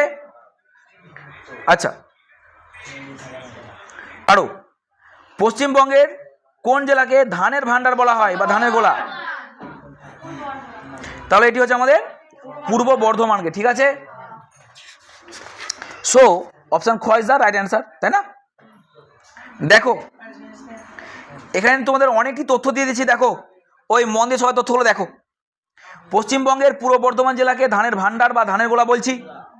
মনে রাখবে কিন্তু, ধান উৎপাদনে ভারত পৃথিবীতে দ্বিতীয়, চীন প্রথম। তেলেঙ্গানা বর্তমানে ভারতের ধান উৎপাদনের প্রথম রাজ্য বলে তেলেঙ্গানা। মধ্যপ্রদেশ বর্তমানে ভারতের ধান উৎপাদনের দ্বিতীয় রাজ্য। পশ্চিমবঙ্গ হচ্ছে তৃতীয় রাজ্য। হেক্টর প্রতি ধান উৎপাদনে পাঞ্জাব ভারতের প্রথম। আন্তর্জাতিক ধান গবেষণা কেন্দ্র রয়েছে ফিলিপাইনের ম্যানিলায়। ভারতের প্রধান কেন্দ্রীয় গম গবেষণা কেন্দ্রটি ওড়িশার কটকে। এটি অবস্থিত 1946 সালের 23 এপ্রিল, এটি হয়েছিল, স্থাপিত হয়েছিল। পশ্চিমবঙ্গের প্রধান ধান গবেষণাগারটি হুগলি জেলার চুঁচুড়া অবস্থিত। গম উৎপাদনে ভারত দ্বিতীয়, চীন প্রথম। ভারতে উত্তরপ্রদেশ গম উৎপাদনের প্রথম রাজ্য। ভারতের মধ্যপ্রদেশ দ্বিতীয়। ভারতের পাঞ্জাব তৃতীয়। হরিয়ানা হেক্টর প্রতি গম উৎপাদনে সবচেয়ে বেশি। আন্তর্জাতিক গম গবেষণা কেন্দ্র রয়েছে মেক্সিকো রাজধানী মেক্সিকো সিটিতে। আখ উৎপাদনে ভারত দ্বিতীয়, ব্রাজিল প্রথম। উত্তরপ্রদেশ আখ উৎপাদনে ভারতের প্রথম রাজ্য। হেক্টর প্রতি আখ উৎপাদনে তামিলনাড়ু ভারতের প্রথম। ভারত কার্পাস উৎপাদনে তৃতীয়। গুজরাট কার্পাস উৎপাদনে ভারতের প্রথম রাজ্য। বর্তমানে হেক্টর প্রতি কার্পাস উৎপাদনে রাজস্থান ভারতের প্রথম রাজ্য। বল উইভিল পোকার আক্রমণ দেখা যায় কার্পাস চাষে। এটি খুব সুন্দর গুরুত্বপূর্ণ প্রশ্ন। রেটুন পদ্ধতি ব্যবহার করা হয় আখ চাষে। এটিও খুব গুরুত্বপূর্ণ প্রশ্ন। চা উৎপাদনে ভারত দ্বিতীয়, চীন প্রথম এবং রপ্তানিতে ভারত চতুর্থ। আসাম চা উৎপাদনে ভারতের প্রথম রাজ্য। দার্জিলিংয়ের চা গুণমানে পৃথিবীর শ্রেষ্ঠ। ভারতীয় টি বোর্ড রয়েছে কলকাতায়। হেক্টর প্রতি চা উৎপাদনে কর্ণাটক ভারতে প্রথম। ভারতে উৎপন্ন কফি হচ্ছে রোবোস্টা জাতীয়, এটিও মারাত্মক ইম্পর্টেন্ট। কর্ণাটক মোট কফি উৎপাদন এবং হেক্টর প্রতি উৎপাদনে ভারতে প্রথম। কর্ণাটকের কোদাগু বর্তমানে ভারতের বৃহত্তম কফি উৎপাদক জেলা। তাহলে এই তথ্যগুলো তোমাদেরকে মনে রাখতে হবে, ঠিক আছে। পশ্চিমবঙ্গের কোন অঞ্চলে চা চাষের জন্য আদর্শ পরিবেশ ও সর্বাধিক বাগান দেখতে পাওয়া যায়?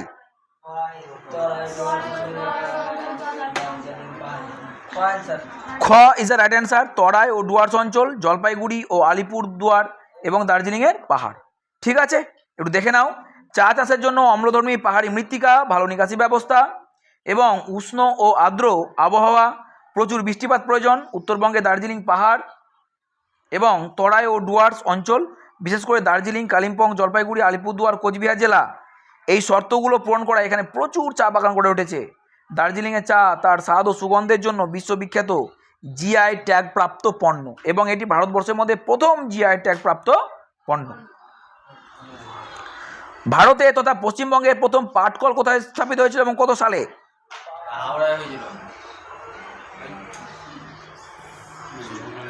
বলো।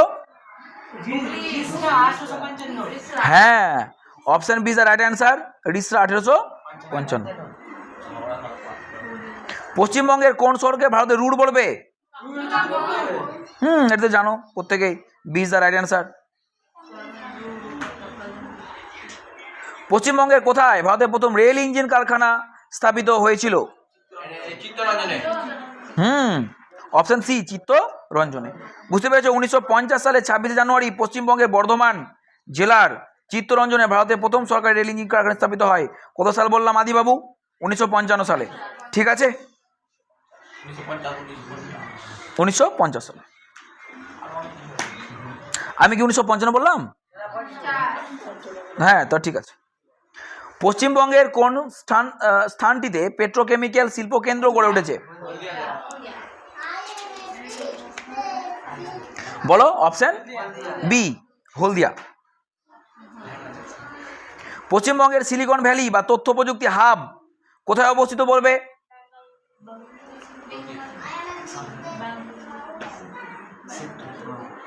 বলো। বেঙ্গালুরু কেন? ওটা কি আমি কি ভারতে বলেছি? আমি তো পশ্চিমবঙ্গে বলেছি।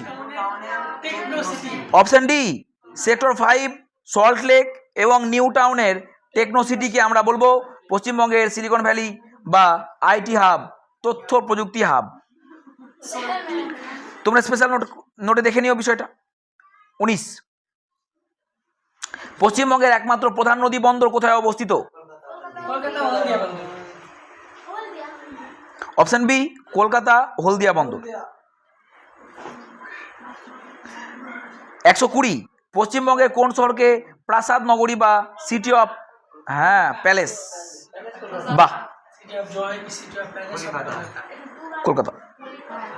এরপর দেখো 121, উত্তরবঙ্গের প্রধান পর্যটন কেন্দ্র ও ডুয়ার্সের প্রবেশদ্বার বলা হয় কোন শহরকে? অবশ্যই অপশন এ, শিলিগুড়ি।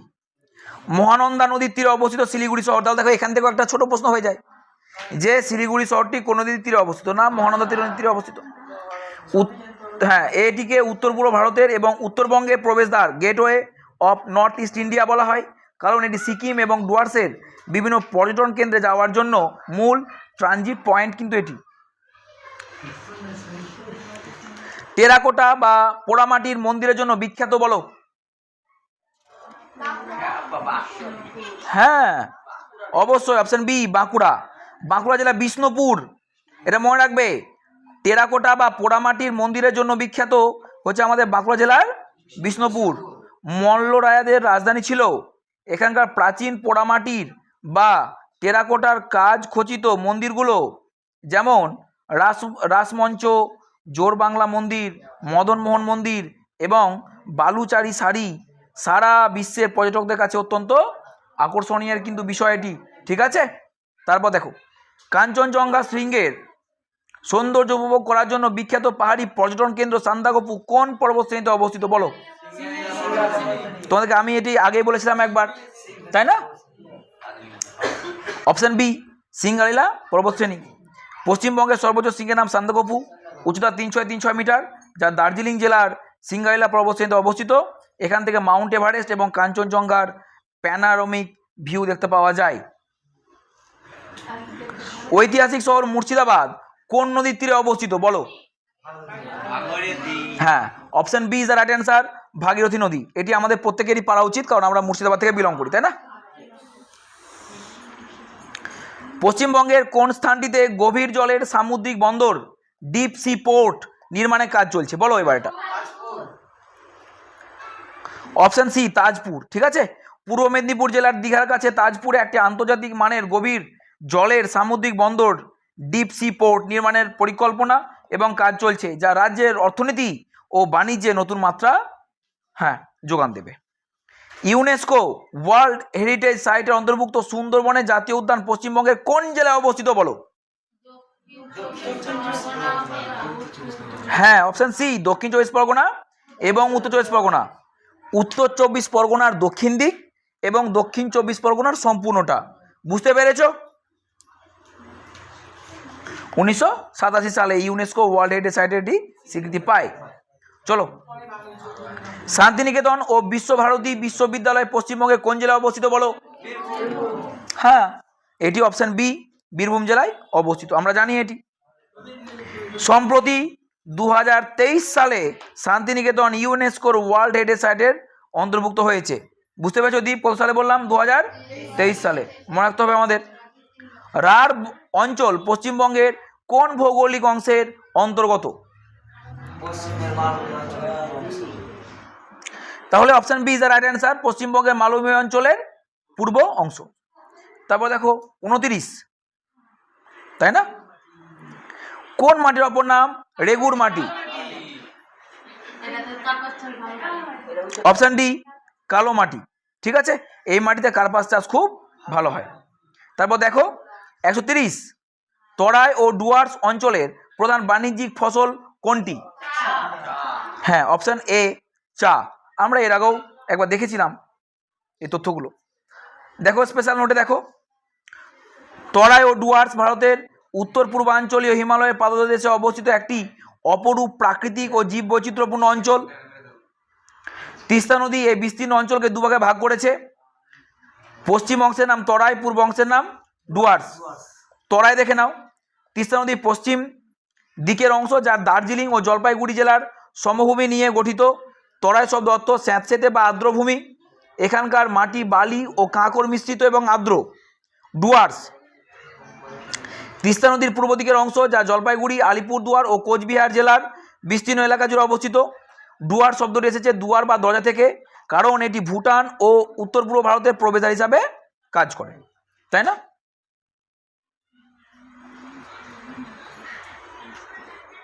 আচ্ছা, প্রাকৃতিক বৈশিষ্ট্য দেখো এখানে রয়েছে। এখানে আমাদের জীববৈচিত্র্যের মধ্যে পাবো জলদাপাড়া জাতীয় উদ্যান আর গরুমারা জাতীয় উদ্যান। ঠিক আছে, এগুলো তোমরা দেখে নিও। তারপর দেখো এখানে বক্সা টাইগার রিজার্ভও রয়েছে।